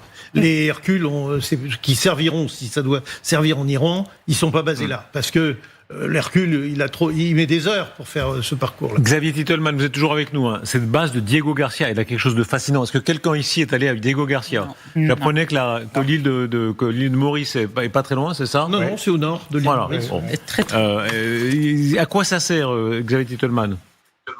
Alors là, en l'occurrence, le MC-130, une autre version du C-130, une de ses autres options, c'est évidemment de faire des opérations commando posées d'assaut sur des terrains sommaires, mais c'est aussi un des avions qui est capable de ravitailler des hélicoptères en vol. Et donc potentiellement faire des opérations longue distance, amphibies, sur des côtes, sur des infrastructures qui seraient ces fameux bancs de sable dans lesquels les Iraniens auraient creusé des tunnels, des conduits pour pouvoir larguer des mines, etc. Il y a aussi peut-être des opérations qui doivent se faire sur ces environnements spécifiques. Donc là, ce qu'on voit à l'écran, c'est effectivement les gros avions ravitailleurs classiques, mais les MC-130, c'est pas forcément pour se poser au sol, ça pourrait être pour accompagner des hélicoptères qui partiraient de très loin pour faire des opérations agressives, tout en restant évidemment, je pense pas qu'ils aillent sur le sol iranien, mais qui permettent en tout cas de les accompagner très très loin. Hélicoptères, ils font. On va tout de suite arriver à l'événement majeur de la soirée, c'est l'affrontement direct, le premier affrontement direct entre les Iraniens et les Américains. De fait, un drone Shahed iranien a menacé le porte-avions USS Lincoln. Les F-35 américains sont entrés en action immédiatement. Ils ont engagé le combat. On va suivre cet engrenage en direct. Les réactions ce soir qui sont en train d'arriver. Réaction de la Maison-Blanche, réaction des Iraniens avec bien sûr deux versions extrêmement différentes. Essayons d'abord de reconstituer ce qui s'est passé très exactement. Xavier Titelman, Michel Polaco, Michel Goya en particulier, les autres bien sûr sur ce plateau. Qu'est-ce qui a pu se passer très exactement si on imagine le drone iranien qui s'approche de ce qui est la perle, une des perles des Américains, à quel moment l'alerte a pu être donnée? Le drone iranien, il va pas vite, il va à 250 km/h. Donc si vous voulez, il va décoller d'Iran. Il va être ou piloté ou programmé, on ne sait pas très bien. Probablement, il a un programme et des cibles qui sont fixées. Il y a un pilote ou il n'y a pas de pilote là? Il n'y a personne à bord. C'est un drone. Je sais bien, mais je veux dire, est-ce qu'à Téhéran, il y a quelqu'un qui... A priori, il est programmé, c'est-à-dire qu'on va lui fixer une mission d'aller à tel point, etc. Et puis il y a un homme qui suit tout ça et qui éventuellement peut influencer le programme à condition que les liaisons ne soient pas coupées. Or, bien évidemment, elles peuvent être rompues par les Américains. Deuxièmement, il va être détecté. Première mission des Américains, c'est évidemment de détecter. Et il va être détecté probablement déjà dès au-dessus du territoire iranien. Oui. Ensuite, il va falloir l'identifier. Alors là, on va faire décoller un certain nombre d'appareils et on va utiliser des appareils qui sont en vol. Par exemple, les Hawkeye du porte-avions, les AWACS de l'armée de l'air. Et puis, on va essayer d'identifier, de savoir exactement ce que c'est, si c'est un avion, si c'est un drone, etc. Xavier Titelman. Troisième opération, destruction ou réduction du danger. Xavier Titelman, décrivez-nous l'image qu'on voit. C'est bien le Lincoln qu'on a là à l'image, j'imagine. Les appareils qui sont sur le bateau, quels sont-ils ? Alors, il y a deux types d'aéronefs qui sont embarqués. Il y a les F-18 qui sont des avions principalement multimissions, mais qui font principalement du bombardement, y compris à longue distance. On a des EA-18 qui sont des avions de guerre électronique qui peuvent déconnecter à distance et éteindre et rendre aveugles les radars iraniens, si tant est qu'ils en aient encore des opérationnels. Et on a également du F-35 qui est l'avion pseudo-furtif qui marche pas très très bien, mais néanmoins qui dans des opérations de pénétration peut être intéressant. Et là, en l'occurrence, c'est ce troisième avion, le F-35, qui aurait été engagé contre le drone iranien, le F-35 qu'on voit ici à l'écran. C'est sa guerre du feu, le F-35. C'est-à-dire américain. La première fois qu'il est engagé sur dans un conflit majeur. Les Israéliens. Les Israéliens, par les Américains. Mais ça, les Israéliens, absolument. Oui, c'est un C, oui. Ouais, et donc, quelle est la différence ? Lui, il décolle et il se pose sur un porte-avions. D'accord. Vous avez eu ça. Alors moi, il y a trois versions. Attendez, expliquez bien. Xavier Titelman, en quoi il est si nouveau, cet avion ? Alors, le F-35, ça fait quand même une bonne quinzaine d'années qu'il est officiellement en opération. Il a été utilisé sur différents fronts, mais c'est vrai que les Israéliens l'ont utilisé sans rentrer au-dessus du territoire iranien. C'est-à-dire qu'ils ont été jusqu'à la limite, ils ont lancé des missiles qui allaient relativement loin, mais ils se sont pas mis en danger.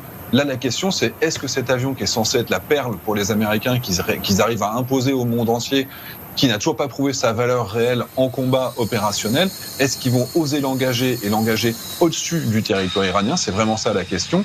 Et là, c'est la version effectivement navale. Donc c'est quasiment le même avion, sauf qu'il va décoller des porte-avions. Il a un train d'atterrissage renforcé, c'est des choses qui sont assez anecdotiques. Et c'est ça les différences. Mais globalement, c'est le même aéronef. Et simplement, la question, c'est est-ce qu'ils vont oser réellement s'en servir? Ou alors, est-ce qu'il va rester à distance, un petit peu comme ils l'ont fait? C'est un équivalent du Rafale. Dans les frappes de juin. Expliquez-nous comment le tir vraisemblablement a eu lieu. La Maison-Blanche dit ce soir donc que le F-35 a pu abattre un avion de chasse. On ne sait pas combien ils étaient engagés, mais il y a un avion de chasse F-35 en particulier du porte-avions Abraham Lincoln. Donc on ne sait pas s'il était déjà en vol ou s'il a décollé spécialement, a tiré sur le drone iranien. Avec quels moyens, Xavier ? Alors, déjà, première chose, le drone iranien s'est éloigné de 800 km des côtes iraniennes. Donc, c'était pas juste les Américains qui étaient vraiment très proches, c'est la distance de Paris-Marseille. Donc, on est vraiment très loin. Ces drones se sont rapprochés de la zone dans laquelle opèrent les navires américains. Comme l'a expliqué Michel Polaco, ils les ont détectés à grande distance. À ce moment-là, il y a quasiment en permanence des avions qui sont en vol, en fait, autour des porte-avions. Et en cas d'opération, ils peuvent tous les envoyer en même temps. Mais là, certainement qu'il y a une patrouille qui était déjà en vol, qui a été ralliée ce drone, qui a été contrôlé, confirmé que c'était bien un drone non habité, et à ce moment-là, l'ordre de feu a été donné, et la destruction elle peut se faire soit avec des missiles air-air, soit avec le canon, plus probablement des missiles air-air connaissant les Américains, pour ne pas prendre de risques, parce que quand on tire avec le canon, ça fait des débris et on peut en ingérer quelques-uns. Et par exemple, les missiles air-air qui sont utilisés, les mêmes que les F-35 ont utilisés sur la Pologne, vont coûter à peu près 1 million d'euros, quand les Ukrainiens, pour obtenir le même résultat, utilisent des intercepteurs qui sont à 3 500 euros. Oui, Xavier, Sophia Amara, une question. Oui, je voulais vous poser une question, Xavier. On sait que les sources de danger, les risques sont multiformes dans la région. Les drones, les vedettes, etc. Ce que je voulais savoir, c'est comment cet essaim de drones, donc ces quelques drones se sont approchés dangereusement du Lincoln. Je veux dire, est-ce qu'ils peuvent vraiment l'atteindre ? Est-ce que le Lincoln ne peut pas se repousser pour ne plus être accessible aux drones, de façon à ce qu'il y ait ce risque en moins, ce facteur de risque en moins ? Pourquoi est-ce qu'il est si proche, de manière à pouvoir être atteint par cet essaim de drones, même si son objectif n'était pas d'agresser le porte-avions américain ? Alors, il faut ne pas oublier que les Shahed iraniens utilisés tous les jours contre l'Ukraine peuvent aller à 2500 km de distance. 2500 km de distance, c'est tellement gigantesque que vous avez besoin de beaucoup de ravitailleurs. Donc on ne peut pas se mettre hors de portée de ces missiles, de ces drones kamikazes, mais en réalité on est capable de les intercepter. C'est vraiment le low cost du low cost. Ça va lentement, on les détecte bien, ils ont une faible manœuvrabilité, ils n'ont quasiment pas la possibilité de s'orienter et de changer de trajectoire une fois qu'ils sont en vol. Donc finalement, si on les intercepte avant qu'ils arrivent, c'est pas un problème. Parce que si, à l'inverse, vous deviez conduire des opérations aériennes avec les F-35 qui doivent faire 3 heures de vol à l'aller, faire leur mission, 3 heures de vol au retour parce que vous restez hors de portée des Shahed, là, ça rend les opérations militaires américaines quasiment irréalistes. Tandis que là, si on reste dans un environnement où on est à 800, 1000 km, là, l'avion peut faire l'aller-retour sans avoir besoin d'un ravitailleur. Donc, c'est une question de distance opérationnelle pour les futurs bombardements. Xavier et tout ça, on a de nouvelles précisions qui arrivent. L'agence de presse iranienne Tasnim, affiliée au corps des gardiens de la révolution islamique, ils en ont plusieurs visiblement, oui, confirme la perte d'un drone de surveillance Shahed 129. Pardon ? 139, décidément, précisant qu'ils disent que la raison de cette perte fait l'objet d'une enquête. Les gardiens de la Révolution. On n'exclut pas la thèse de l'accident. Ce sont des bons journalistes, vous voyez. Ils n'affirment pas sans savoir. Les gardiens de la Révolution, vous voyez, c'est sérieux. Mais le drone a pu transmettre, disent-ils, ces images de reconnaissance et d'identification. Est-ce que ça peut être vrai ? Oui, bien sûr. Il est fait pour ça, évidemment. notamment. Ça peut être un drone de combat et de reconnaissance. Non, mais encore une fois, il ne sert à rien pour attaquer des navires. Ça ne marchera pas. Surtout, en revanche, pour faire de la reconnaissance, pour filmer, ça peut être intéressant. Et pour se montrer aussi, effectivement. Je ne pense pas qu'il a pu s'approcher quand même très loin des équipements américains. Donc je ne suis pas sûr qu'il est reparti avec a transmis des clichés intéressants. Mais c'est aussi une façon de tâter le terrain, de titiller l'adversaire. On envoie un drone. On sait très bien que on va pas aller très très loin avec ça. À quel seuil est-ce qu'on est ? C'est-à-dire là, à quel moment les Américains pourraient prétexter de dire on nous cherche, on frappe ? Pour l'instant, encore une fois, ça c'est pas dangereux. Il y aurait eu un essaim éventuellement, comme les 400, les Russes ont lancé 400 drones un peu similaires. Si vous tirez tout de suite dès qu'on vous touche l'épaule, on peut plus rigoler. Non, voilà, là c'est pas une agression en fait, c'est un petit test, voilà, c'est on n'est pas. Mais surtout que le président continue de dire, on essaie de négocier, donc, c'est une drone. Ça, comme disait Michel, il y aurait eu beaucoup plus avec peut-être des charges et pas simplement parce que comme c'est aussi des drones de combat, pour avoir autre chose, ça c'est autre, ça pourrait être. Surtout ils ont des missiles anti-navires qui sont beaucoup plus efficaces pour. Mais ce que peut faire, alors il peut y avoir une petite forme d'escalade, c'est-à-dire que les Américains font une frappe, un truc comme ça, ils font une petite démonstration pour répondre. Mais La provocation du pétrolier est peut-être un peu plus osée. On va y revenir. Dites un mot. C'est plus dangereux, effectivement. Colossal effort financier. Si j'ai bien compris les chiffres que vous donnez, les Lincoln, c'est $300 000 de l'heure de circulation. Oui, mais de toute façon, il coûte $300 000 de l'heure toute l'année. Là, on voit la réalité. Et vous disiez, Xavier Titelman, que chaque missile qui tirait sur les missiles qui ont été tirés contre le drone, c'est 1 million de pièces, c'est ça ? Alors, c'est ceux qui avaient utilisé sur la Pologne. En tout cas, il y a d'autres versions, mais 1,2 million de dollars, c'est la classique. Ouais. Donc il y a un F-35 qui coûte quoi, 100 millions, qui a été engagé. 40 000 euros de l'heure de vol. Combien ? 50 000. 40 000 euros de l'heure de vol pour le F-35. 1 million pour le missile tiré. Donc s'il a fait 2 heures de vol, on en est à une facture d'1,5 million pour abattre un drone, encore une fois, que les Ukrainiens abattent pour 3 000 euros.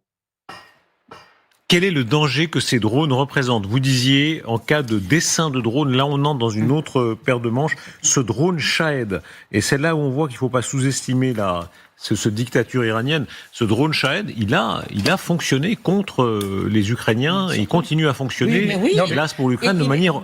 Non, mais ce que je veux dire, c'est qu'ils ont beaucoup mieux que ça.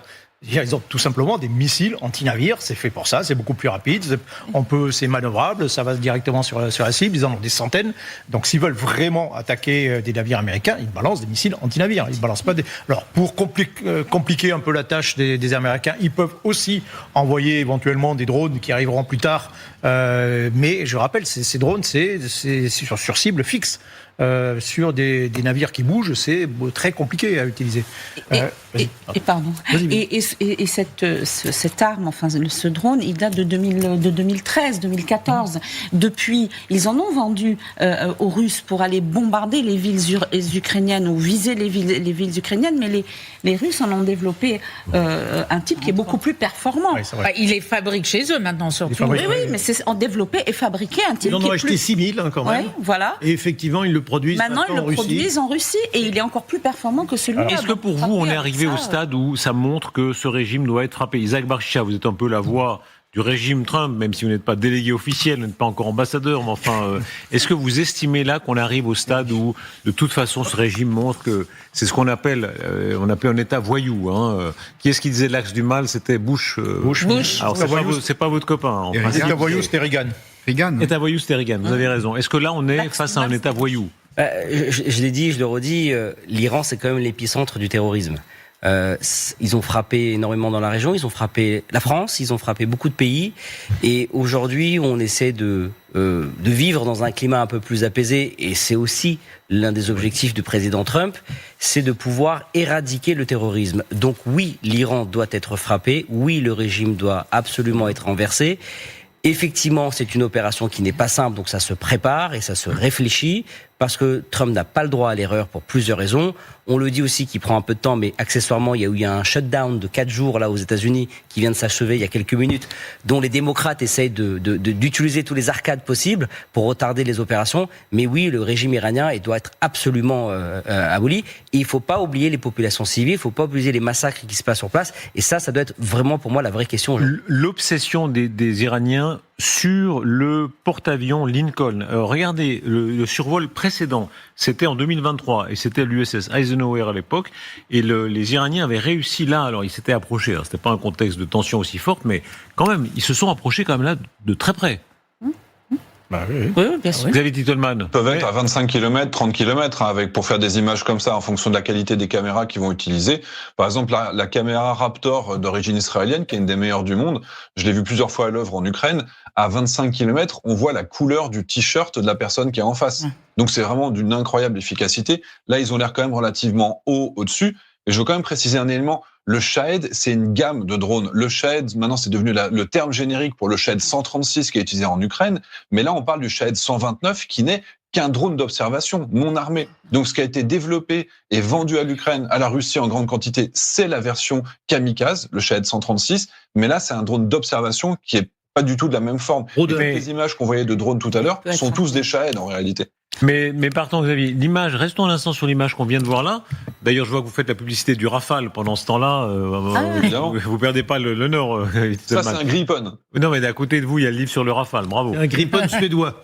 Quand on voit là, cette image-là, si le drone avait eu une bombe à la place d'être simplement un drone d'observation, est-ce qu'il aurait pu tirer sur le Eisenhower, en l'occurrence ?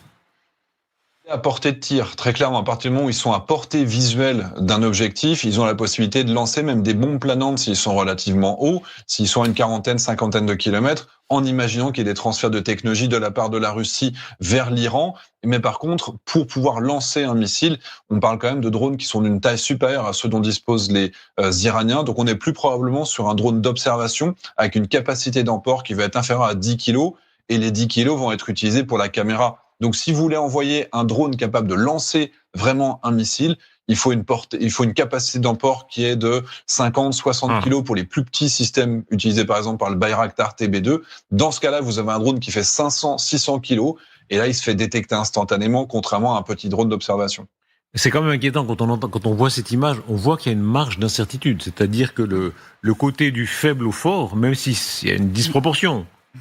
Oui, en tout cas, il y a une capacité à être vu. Mais c'est pas pour ça que vous êtes vulnérable, parce qu'effectivement, il y a la distance, on parle de Xavier Titelman, et puis il y a aussi le fait que ces fameux groupes aéronavals, il a des moyens de défense qui sont absolument considérables et qui, semble-t-il, sont adaptés à toute taille d'aéronef. Moi, la question que je voulais poser à Xavier Titelman, s'il est encore là, vous faisiez l'analogie avec ce qui se passe en Ukraine.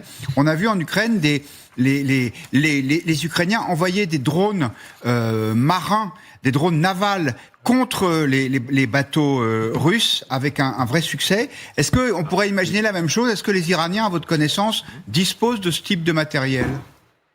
Alors oui, les Iraniens en ont, mais également des versions suicides. On se souvient de l'USS Cole qui avait été touché par une sorte de vedette suicide, même si c'était au port, ça change pas grand-chose.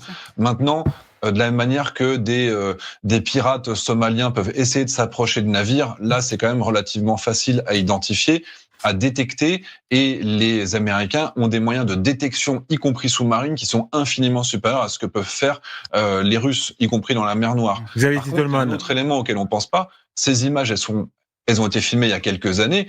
Un drone d'observation, là, qui est capable d'emporter quelques kilos, éventuellement, il pourrait pas mettre en danger le porte-avions, mais il pourrait larguer un petit drone kamikaze, tout comme on a vu dans l'opération Spiderweb en Ukraine. C'est-à-dire détruire un F-18 sur le porte-avions parce qu'on a réussi à se rapprocher à seulement 5 km. Ça, par contre, c'est quelque chose qui est difficile à contrer, puisque vous pouvez pas engager des missiles anti-aériens contre des petits drones type FPV de quelques centaines de Restez avec nous, puisqu'on va voir l'autre image. Et pour celles et ceux qui nous rejoignent, je rappelle ces deux informations consécutives. Il y a eu l'attaque du drone Shahed iranien contre le porte-avions Lincoln avec la réaction immédiate des Américains qui, avec les F-35, ont engagé le combat et ont abattu le drone iranien. Et puis, il y a cette opération très importante de la part des vedettes iraniennes armées contre un bateau portant pavillon américain, le destroyer de l'US Navy lui est venu en aide, c'est le destroyer lance-missile USS McFaul qui s'est rendu sur les lieux, qui a escorté le navire avec un appui aérien défensif de l'US Air Force. Là, on est, vous disiez Michel Polacou, dans une opération en quelque sorte plus importante. Oui, parce que un pétrolier, un gros bâtiment comme ça, c'est très très fragile, très facile à attaquer. Ça n'a aucun moyen de défense. Ça n'a ni la vitesse, ni la mobilité. Enfin, c'est vraiment une très très bonne cible. Donc, si vous décidez d'attaquer un bâtiment comme ça, c'est relativement facile. Tant qu'on ne connaît pas vos intentions, a priori, on ne peut pas vous toucher, parce que si vous êtes dans les eaux internationales, vous avez le droit d'y être. Donc, a priori, c'est extrêmement difficile de se prémunir contre une attaque de vedettes rapides ou de bâtiments, je dirais, de petite taille, mais éventuellement bien armés, qui pourraient provoquer une fracture dans la coque ou des choses comme ça, voire couler le bateau. Hein. Ça peut tout à fait mettre le feu. Enfin, ça peut tout à fait arriver. Donc ça, c'est vraiment ennuyeux. Le drone, très honnêtement, il a très peu de chances de passer. Et si d'aventure il passait, je ne sais pas si vous savez ce que c'est qu'un porte-avions, que le pont d'un porte-avions. Franchement, il en faut beaucoup pour arriver à l'abîmer. Hein. C'est dur à égratigner. Un avion se crache sur un pont de porte-avions, le porte-avions, il n'est pas en danger. Quoi. Voyez là l'image qui suit, c'est l'image de ces vedettes armées. C'est visiblement une sorte de marque de fabrique de l'armée iranienne. Ces vedettes armées faites pour tirer quel type de missile, Xavier ? Là, c'est des simples roquettes, à mon avis, qui sont tirées ici, c'est relativement petit. Mais même si on était sur un missile mer-mer, les Américains ont des capacités de détection déjà de voir ces petits boutres arriver avant qu'ils ne soient à portée de tir. et de les intercepter également. Et pour intercepter des missiles qui arrivent, c'est ce qu'on appelle des phalanx. Donc c'est des sortes de mitrailleuses qui ont un débit incroyable et qui vont faire ce qu'on appelle un mur d'acier. C'est-à-dire que face aux missiles, vous avez tellement de balles qui vont être envoyées, elles vont simplement s'écraser sur ce mur de balles. Donc il y a des protections qui existent contre tous ces éléments. Il ne faut pas imaginer que la flotte américaine soit en danger ni aérien ni naval. Le seul risque, tel que je le disais, c'est si jamais depuis un cargo qui passe, les Iraniens font décoller des petits drones kamikazes parce qu'ils se trouvent à 3 km d'un porte-avions américain, là, ils pourraient éventuellement toucher des avions sur le porte-avions, qui sont avant qu'ils décollent, par exemple. Mais outre ce risque-là, qui est une guerre hybride, il n'y a pas réellement de risque pour la flotte ou pour l'aviation américaine. Michel Goya. Oui, non, mais je suis d'accord. Mais ces vedettes, ça peut être dangereux. Hein. On parlait de la capacité suicide, éventuellement. Vous pouvez bourrer ces vedettes de peut-être plusieurs tonnes, des centaines de kilos d'explosifs, voire plusieurs tonnes. Vous allez percuter un navire pétrolier, vous le percutez au niveau de la ligne de flottaison, et vous le coulez, quoi, incontestablement. Je me rappelle l'USS Cole, qui était cette fois un navire de guerre, qui avait été frappé par un navire, je ne sais plus, c'était suicide. C'était une Zodiac. C'était un Zodiac qui était suicide, bien sûr. Qui était suicide. Voilà, donc vous ajoutez la masse, la diversité des types d'attaques. Alors ces vedettes peuvent être dotées aussi de missiles, de roquettes, mais aussi de missiles anti-navires à une trentaine de kilomètres de portée. Donc vous lancez tout ce que vous avez, les centaines de navires, vous lancez des navires suicides, vous lancez effectivement des petits drones planqués quelque part, ou des gros drones, même Shahed par centaines, etc. Au bout du compte, vous avez quand même une chance de faire des dégâts, quoi. 90% de tout ça sera intercepté, sera détruit, mais vous pouvez faire quelques dégâts qui seront peut-être symboliques, mais qui auront un effet politique et médiatique. Médiatique, exactement, et psychologique. Mais c'est comme la guerre de 12 jours. Ils ont riposté. Ils avaient un certain nombre. À un moment, il y a une saturation, et donc ils vont toucher, ils vont avoir quelques morts, et effectivement, ça va avoir des répercussions aux États-Unis, tout simplement. Face à un système de défense aérien israélien qui est sans doute le plus solide, le plus dense au monde. Avec les Américains et avec tout le monde qui était autour. Il y a quand même 10% des projectiles, des missiles qui sont passés, quoi. Il y a quand même et 28 morts. Voilà, il y a 28 morts, il y a une cinquantaine d'explosions. Et puis des dommages importants, des dommages. Alors c'était des missiles balistiques pour une bonne part. Oui. Et c'est vrai que la défense antimissile balistique, c'est la plus complexe.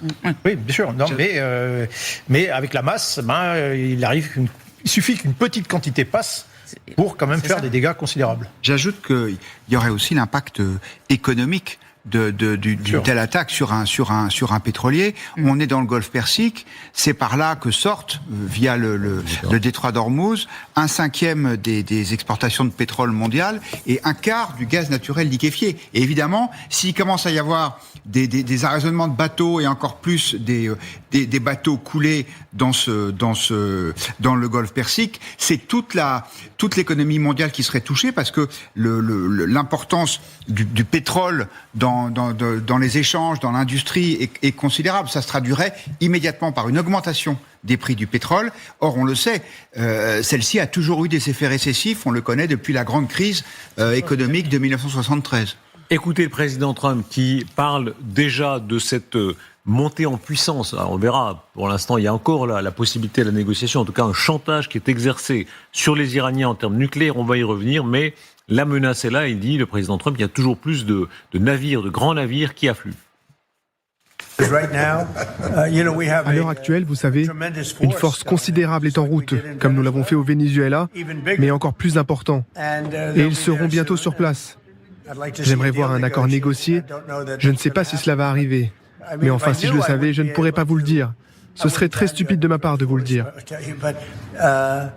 Pour l'instant, nous discutons avec eux, nous parlons avec l'Iran, et si nous pouvions trouver un accord, ce serait formidable. Et si nous n'y parvenons pas, il se produirait probablement de mauvaises choses. Vous avez entendu Trump qui parle de la comparaison avec le Venezuela. Rappelons ces images où on voyait des officiers du Mossad, mais on sait que la CIA, de la même façon, est active sur place. Est-ce que des opérations commando sont déjà en cours? Est-ce qu'il y a sur le sol de l'Iran des agents, des officiers de la CIA, du Mossad qui vont pouvoir guider toute l'armada dont on vient de parler et dont on vient de dire qu'elle est en train de se renforcer? Les Israéliens et les Iraniens eux-mêmes le reconnaissent. C'est-à-dire les Israéliens, ils ont des cellules sur place, ils ont embauché des agents locaux, c'est-à-dire des Iraniens qui sont prêts à en découdre et à risquer leur vie pour se débarrasser un jour de ce régime. Et également, il y a des cellules de renseignement de la CIA pas loin, au Kurdistan irakien. Et les Iraniens reconnaissent, ils disent la CIA est là, et on se demande avec tous les agents qu'elle a sur place comment on est encore en vie, nous, les chefs. Si vous voulez, d'abord, il y a deux types de forces. Il y a les forces qui sont purement clandestines, la CIA, le Mossad, et puis il y a les forces spéciales qui peuvent également intervenir sur le territoire de manière plus discrète, on appelle ça. Globalement, ça sert à faire trois choses. Ça sert à faire du renseignement. Donc du renseignement général sur la situation ou du renseignement d'objectifs sur des cibles. Alors certains sont spécialisés dans certaines cibles qu'ils suivent en permanence. De l'éclairage de frapper. Pour l'éclairage, ça peut être effectivement pour aider, guider les frappes. Là aussi, vous désignez les cibles et vous voyez à peu près aussi ce que ça donne par la suite. Ça, c'est la première mission, renseignement. La deuxième mission, c'est vous pouvez encadrer, aider, conseiller, armer, etc. un certain nombre de groupes d'opposition rebelles. Et la troisième option, c'est des actions elles-mêmes sur place, des actions de commando, on va dire, pour aller de sabotage, pour être de destruction ou d'élimination sur place, comme ont fait d'ailleurs les Israéliens dans la guerre de juin. Et pas que dans la guerre de juin. On se rappelle quand même, Ismaël Haniyeh a été éliminé sur place. Et c'est là où aussi les Iraniens... Moi, je parle des opérations commando, purement commando. Par où passe-t-il ? J'aimerais qu'on passe par la carte de la région où on voit les pays limitrophes. Vous disiez, ils passent par le Kurdistan. Par où exactement ? C'est une base. Alors ça, c'est la Croix d'Ormuz. Mais plus exactement, voilà. Là, si les commandos spéciaux doivent entrer en Iran, par où viennent-ils ?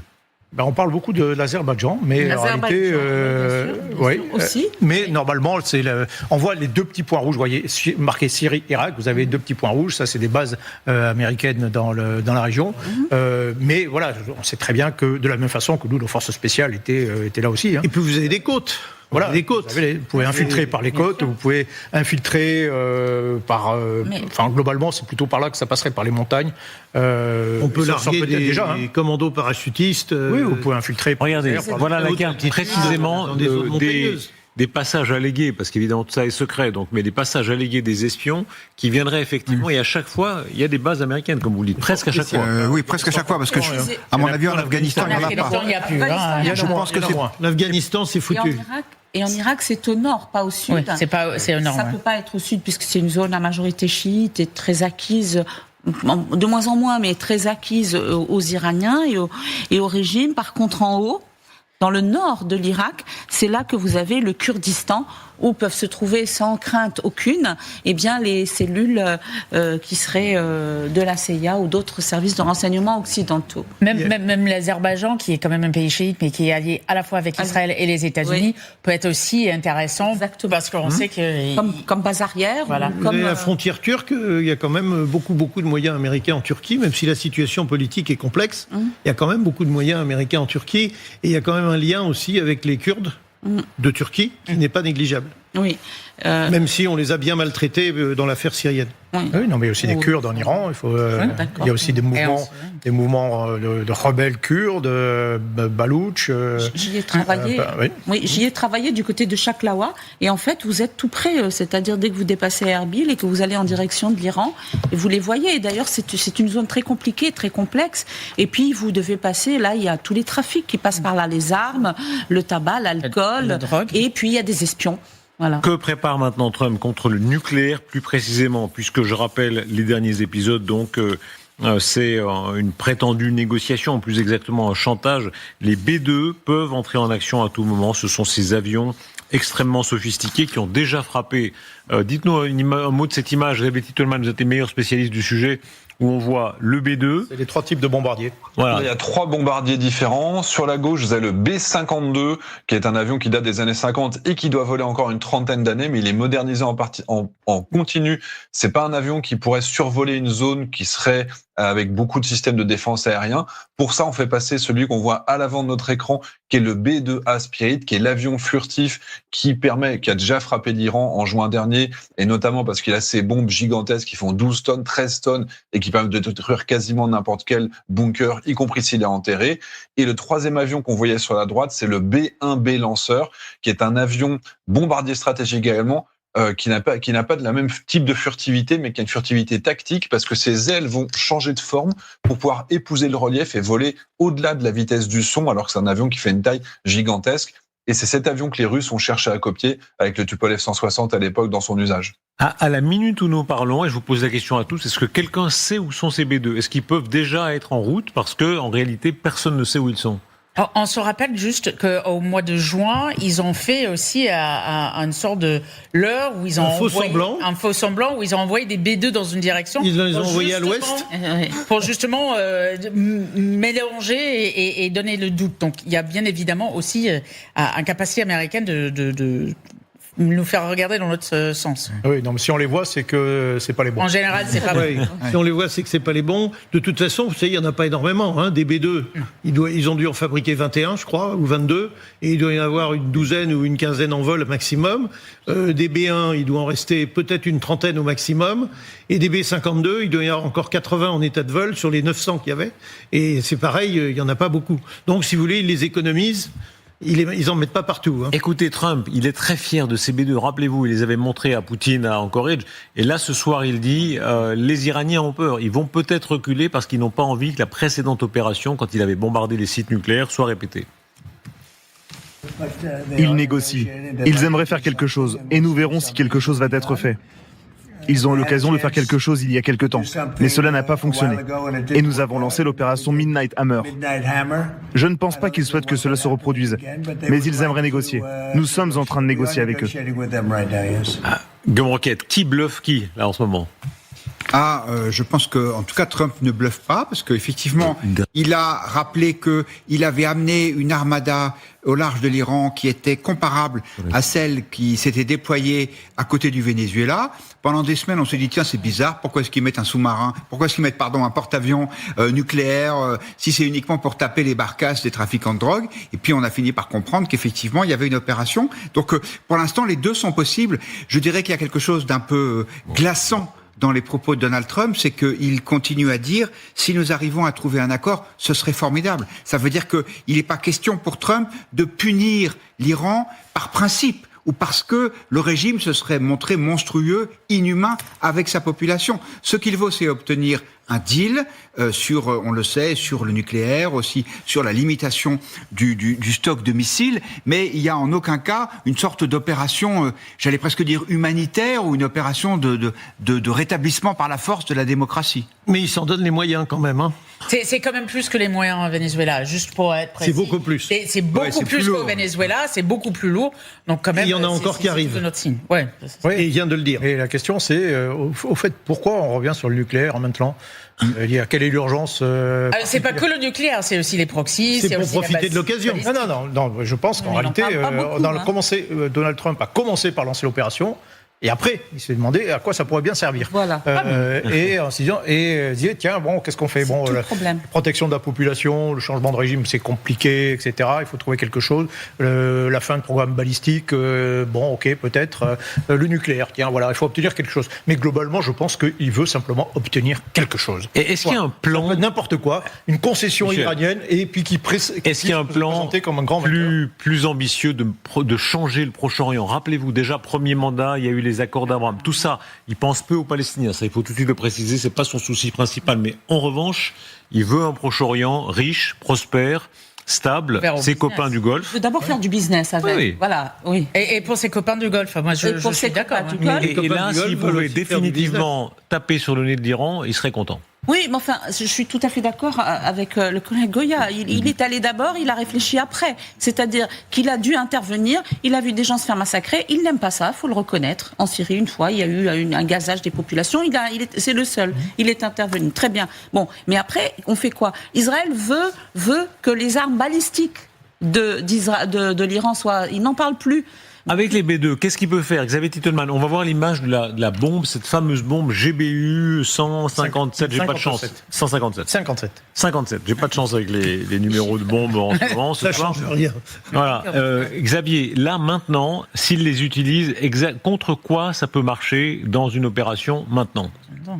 Alors, il y a une panoplie très très large de bombes. L'intérêt, c'est que contrairement à un missile qu'on tire de loin et qui peut aller à des milliers de kilomètres, mais finalement qui a une charge militaire très très réduite parce que quasiment tout est dans de la poudre ou du carburant, eh bien la bombe, on passe quasiment à la verticale et donc la quasi-totalité du poids de ce qu'on va larguer est réellement un explosif. Donc ils ont des bombes qui vont aller de 50 kg, 100 kg jusqu'à 13 tonnes. Là j'ai vu 57 qu'on est en train de voir. Donc avec un seul passage, ils peuvent larguer des dizaines et des dizaines de bombes qui vont aller taper toutes les infrastructures, par exemple sur un aéroport ou une infrastructure, une usine par exemple de la production de carburant pour les missiles.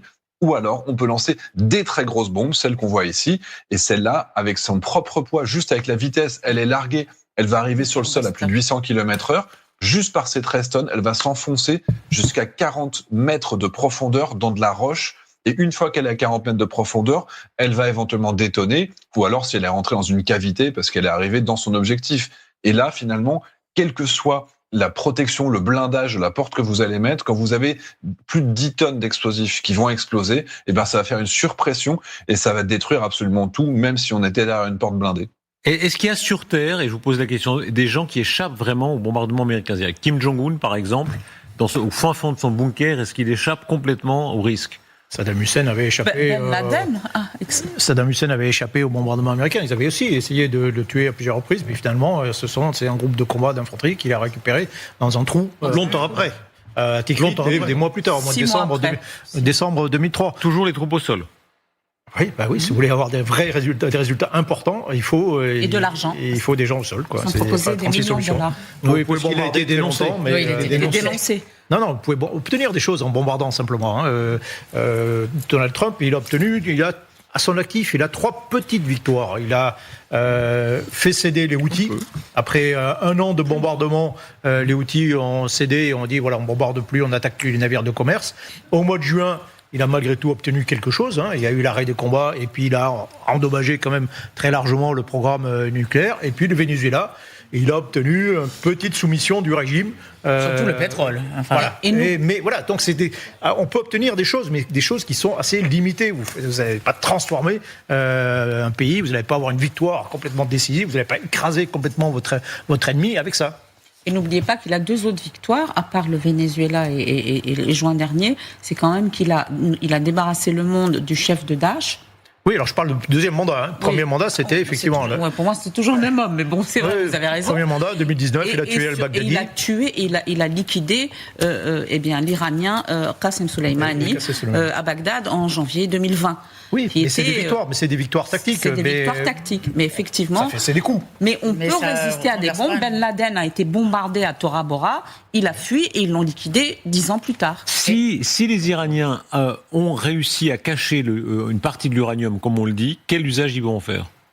Là, rien. Ou alors ils peuvent faire une bombe sale ou des bombes sales, des trucs comme ça. Mais ça n'a pas une grosse valeur militaire, ça n'a pas un gros impact. C'est très difficile à manier. En plus, c'est de l'hexafluorure d'uranium, c'est très difficile à manipuler. Enfin, mais a priori, ils peuvent rien en faire. Oui, les bombes sales, ça tue plus les manipulateurs que les manipulés. C'est tellement dangereux à utiliser que vous avez... Ça pollue partout, c'est dégueulasse. Oui, en fait, vous provoquez des cancers, globalement. Ok, bon, c'est pas... c'est comme arme pour frapper les esprits, terroriser tout de suite, c'est pas... Il y a pire. Non, pour l'instant, non, ils peuvent pas faire grand-chose, en réalité. Voilà, ils sont pas... On ne sait pas, en réalité, on ne sait plus. Le problème est là, c'est que maintenant, on ne sait plus exactement où ils en sont dans le programme. A priori, ils en sont quand même encore assez loin de la fabrication d'une arme. C'est pas tout d'avoir de l'uranium enrichi. Après, il faut transformer ça en arme. Il faut en faire il faut des détonateurs, etc. C'est très complexe. Il faut miniaturiser. Avionner. Il faut trouver des vecteurs. Il faut mettre ça sur des missiles. Donc, voilà. Globalement, tout ça pour dire qu'il n'y avait pas urgence quand même. Est-ce que les Russes peuvent les aider? Non, pas pour l'arme nucléaire. Non, pour l'instant, non. Ils ne les aideront pas pour l'arme nucléaire. Ils n'ont jamais aidé personne sur l'arme nucléaire. Et pour l'instant, ils ne bougent pas. Il n'y a pas une réaction claire des Russes disant « Chers amis iraniens, on va vous aider face aux Américains ». Et la Chine? Je pense que les mêmes qui n'avaient pas bougé l'été dernier, au moment des frappes israéliennes puis américaines, les Russes... ils ont déjà une guerre sur le dos, si je puis m'exprimer ainsi, avec l'Ukraine, et donc c'est probablement difficile de disperser leurs moyens. Et puis en plus, ça serait pas très habile s'opposer frontalement à Donald Trump, à l'Amérique, au moment même où Poutine espère bien avoir, entre guillemets, Trump à l'usure et obtenir ce qu'il veut, c'est-à-dire les territoires ukrainiens qu'il entend bien réannexer à la Russie. Donc le bilan bénéfice-risque, semble-t-il, est trop mauvais pour Poutine pour qu'il s'engage aux côtés des mollahs. Sur la puissance américaine, c'est quand même incroyable. Les Américains là n'ont aucun contre-pouvoir dans le monde. Ah non. Non. Ils ont surtout beaucoup d'argent et investi, donc c'est aussi ça. Le principal contre-pouvoir, c'est leur propre opinion publique. C'est ça. Voilà, c'est ça. Il y a que ça qui fait véritablement peur à Trump, éventuellement. Ils ne sont pas si puissants que ça, et on y revient toujours. Effectivement, ils ont un énorme marteau, ils ont une énorme force de frappe, mais ils sont tétanisés à l'idée d'aller mettre un pied de quelque part et de prendre des risques. S'ils doivent y aller, ils vont essayer d'avoir quand même de l'opinion publique avec eux, dans le monde. Parce qu'ils ont fait à chaque fois, par ailleurs, on l'a vu en Irak, même quitte à fabriquer les informations. On l'a vu en Syrie, même si les Américains ne pas y aller. Il faut l'opinion publique, parce que je rappelle quand même qu'aux États-Unis, l'opinion est très attachée à ces militaires, à l'armée, et les décès sont souvent, on pense, c'est les fils et les filles d'eux. On peut pas mettre des boots on the ground, comme on dit, comme ça. La Russie, on va voir dans un instant qu'elle frappe très fort en Ukraine. Pendant ce temps, elle est un peu hors de l'attention internationale, et en particulier des Américains. Mais écoutez d'abord de quelle façon Medvedev se rappelle au bon souvenir des Européens, en rappelant, en disant « Moi, j'ai l'arme nucléaire ». Toute personne qui a accepté de se présenter et qui a été élue à la présidence d'un pays nucléaire, quel qu'il soit, ne peut exclure cette possibilité, car sinon, elle serait tenue de renoncer à ce type de fonction. Il existe des documents spécifiques qui définissent la doctrine nucléaire. Et nos forces nucléaires stratégiques se développent. Il est donc naturel de ne jamais exclure cette possibilité. Mais Dieu nous en préserve. En tant que commandant en chef suprême, j'ai naturellement participé à toutes les formations nécessaires à cette époque, y compris celles sur les armes nucléaires. Et regardez les bombardements pendant ce temps en Ukraine, le contraste est frappant. L'Iran, pas d'armes nucléaires, elle est menacée, peut-être son régime va tomber sous le coup de boutoir américain, on verra. En tout cas, son armement nucléaire, ses projets d'armement nucléaire. En revanche, la Russie, elle, personne n'ose vraiment la faire reculer, en tout cas pas assez du point de vue des Ukrainiens. Et au cours des dernières heures, c'est un pilonnage en règle, Michel Goya, qui a lieu sur l'Ukraine. Oui, c'est-à-dire que là, ils ont encore lancé dans la nuit du 2 au 3 plus de 400 drones Shahed, toujours les mêmes, et 71 missiles de différents types, balistiques et de croisière. Donc c'est une très grosse frappe. Toujours globalement sur la même cible, c'est toujours sur le système énergétique. Ça fait quand même depuis fin 2022 qu'ils frappent sur ce système énergétique, avec l'espoir qu'au bout d'un moment, ça finisse par craquer, ce système lui-même, qu'on arrive à un point de non-retour. Il fait moins 20 degrés, je crois, à Kiev. Oui, les gens, cette fois-ci, c'est sans doute l'hiver le plus dur. Et donc indirectement faire pression sur cette population et la faire fuir éventuellement, baisser son moral. Donc si vous voulez, voilà, il y a vraiment deux fronts en Ukraine. Il y a ce front arrière en Ukraine, mais aussi en Russie d'ailleurs, avec les frappes ukrainiennes en Russie. Vous voyez la carte des frappes sur la ligne de front. Prenons la carte des frappes, parce que là on mesure à quel point la Russie, ces puissances qu'on a sans doute sous-estimées. On se rappelle, tous ces plateaux, on disait ils sont à bout de missiles, ils sont à bout de drones, en tout cas de missiles, disait-on. Voilà, cette espèce de feu d'artifice terrible pour les Ukrainiens, où on voit les missiles et les drones qui sont partis dans tous les sens, qui frappent très à l'ouest, même en tout cas jusqu'au centre du pays.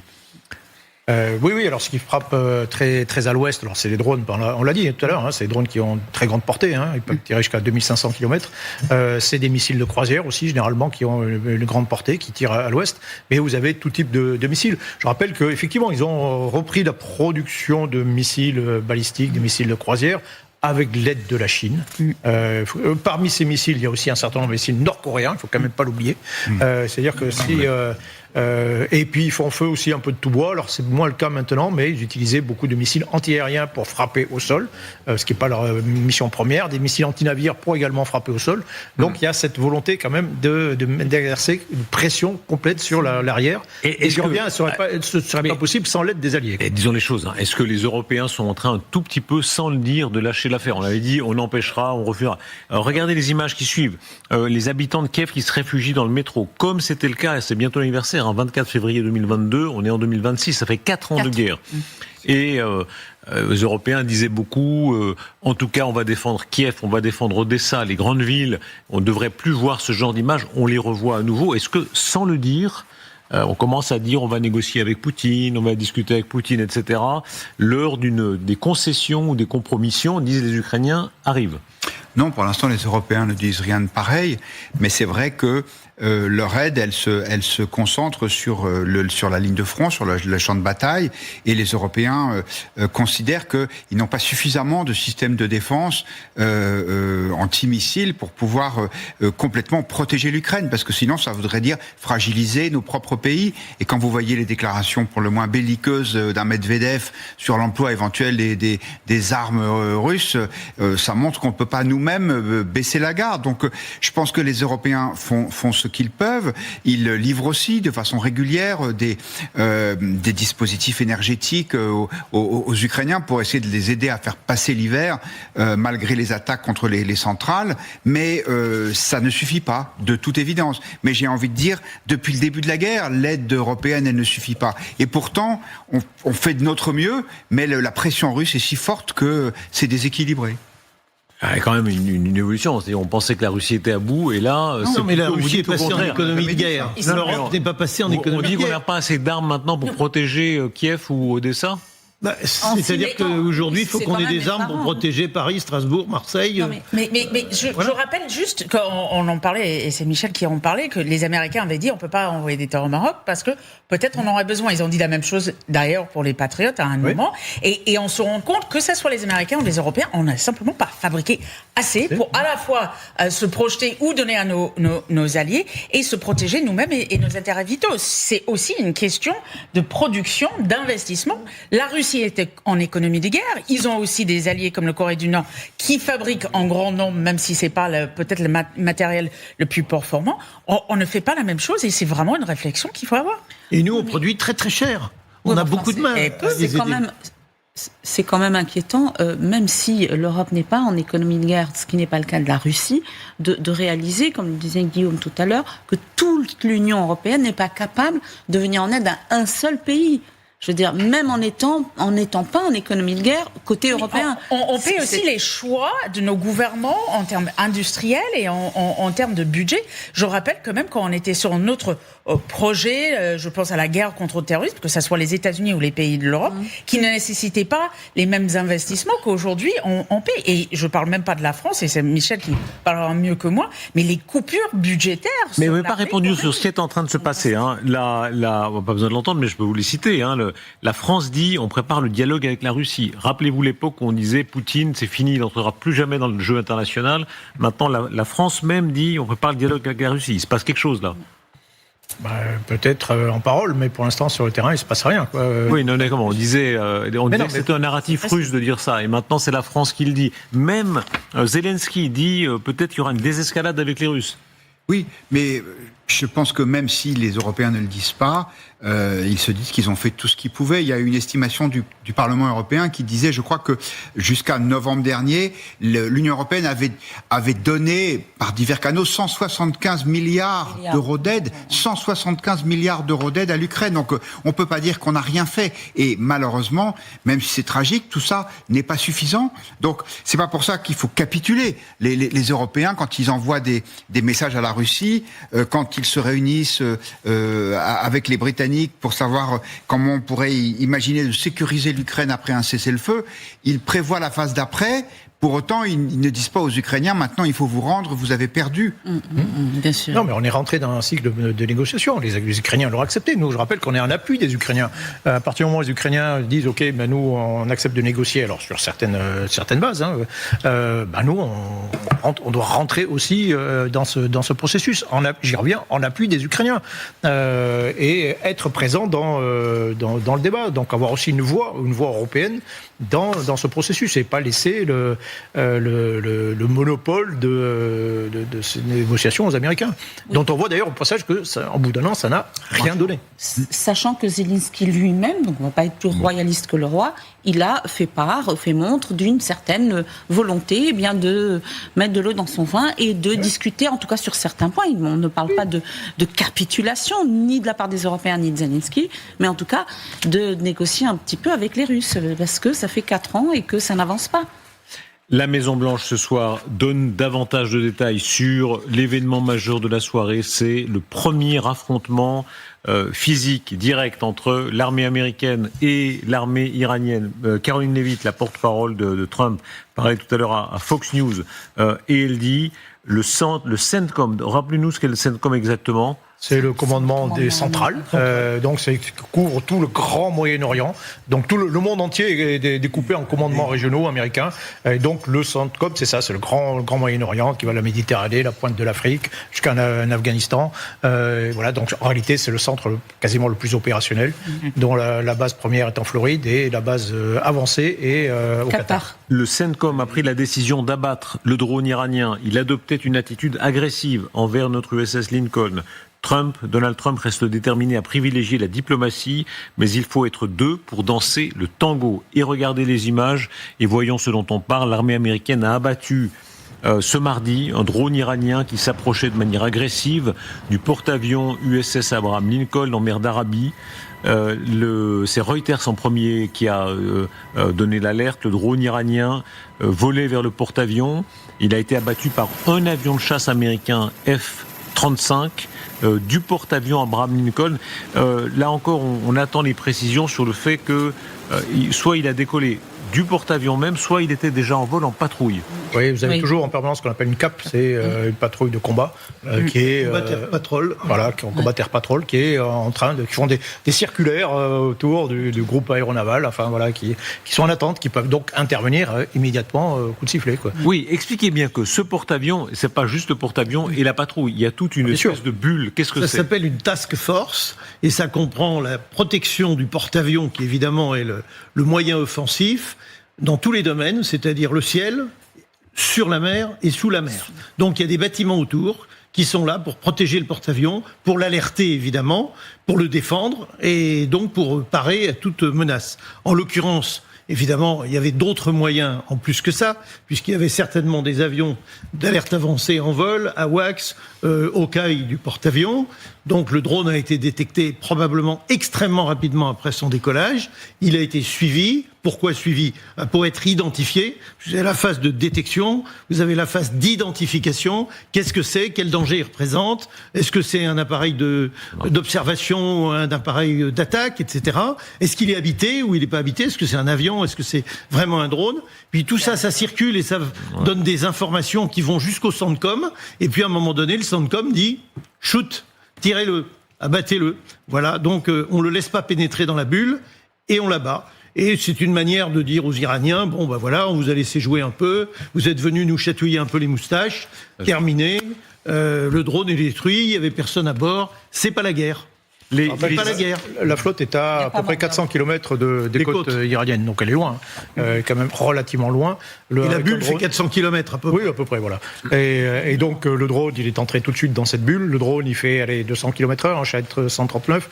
Donc voilà, de la côte jusqu'à l'Abraham Lincoln, il y avait 2 heures de vol, ce qui laisse très largement le temps aux Américains de l'identifier. Expliquez-nous, aidez-nous à éclairer les signes concrets de l'escalade. C'est le fait que les rotations d'avions arrivent. Et voyons une nouvelle image qu'on n'a pas encore vue sur le trajet de ces avions, ces C-17 Globemaster, qui de manière assez mystérieuse, en tout cas mystérieuse pour moi, allument leur transpondeur et ensuite l'éteignent pendant une partie du trajet et le rallument ensuite, puisque ils Ils veulent visiblement cacher une partie de leur transport. Beaucoup viennent de la base de Ramstein en Allemagne. On peut les voir quand même. On peut toujours les voir, même s'ils coupent leur transpondeur, leur IFF. Ça s'appelle identification ami ou ennemi.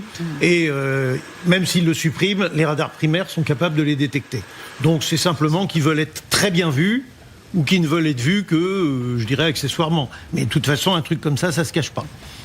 Là, on n'est pas sur un B2. Hein. Là, c'est un gros machin qui n'est pas du tout, comme on dit, stealth. Il n'est pas discret. Il n'est pas discret, vous allez le voir, quoi qu'il en soit. Non, il n'est pas du tout furtif. Toute la puissance américaine, si on met bout à bout tous les points de départ des armées américaines dont on a parlé, Allemagne, Diego Garcia, il y a la Jordanie, il y a l'Arabie Saoudite, il y a la Turquie, il y a, on le disait tout à l'heure, l'île grecque de Lacanée. Moi, je ne savais pas qu'il y a des bases américaines sur Lacanée. En réalité, les Américains tiennent le monde. Oui, les Américains sont une puissance mondiale et ils ont toujours eu des forces importantes déployées dans cette région du monde, en particulier pour protéger leur allié historique dans la région qui est Israël.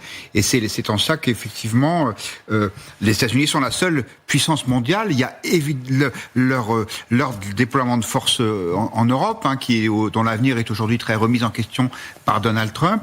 Il y a la région dont nous parlons depuis tout à l'heure, et puis il y a aussi le Pacifique, et pour protéger les alliés de Corée du Sud, de Taïwan. Et les Américains sont les seuls à avoir des moyens suffisants. Je crois qu'ils ont 11 ou 12, je ne sais jamais, porte-avions nucléaires. Et 7 flottes. Voilà, 11 porte-avions nucléaires de la taille du Lincoln, celui qu'on voit dans les images depuis tout à l'heure. Et c'est en ça que, pour l'instant, ils sont la puissance dominante qui peut-être un jour sera challengé, comme on dirait en mauvais français, par la Chine. Est-ce que c'est une vision de l'histoire? Parce que au-delà de la domination, de la vassalisation, nous, Européens, on a renoncé à ça. De fait, il y a beaucoup de pays, pas la France, grâce à De Gaulle, non, mais beaucoup de pays européens, en réalité, ils ont quasi renoncé à leur défense. Ils avaient en tout cas des budgets minimes. Ils ont choisi, après la guerre, de s'allier avec les Américains et les Canadiens au sein de l'OTAN en 1949. C'était un choix. La France a fait un autre choix à cause et grâce, on va dire, au gouvernement de la 4e République qui ont précédé, puis au général de Gaulle, qui lui, alors carrément a décidé qu'on allait quitter le commandement intégré de l'OTAN et qu'on allait demander aux Américains de partir du territoire français, d'emmener leurs avions et d'emmener leurs armes nucléaires. Donc là, ça a été vraiment une décision considérable.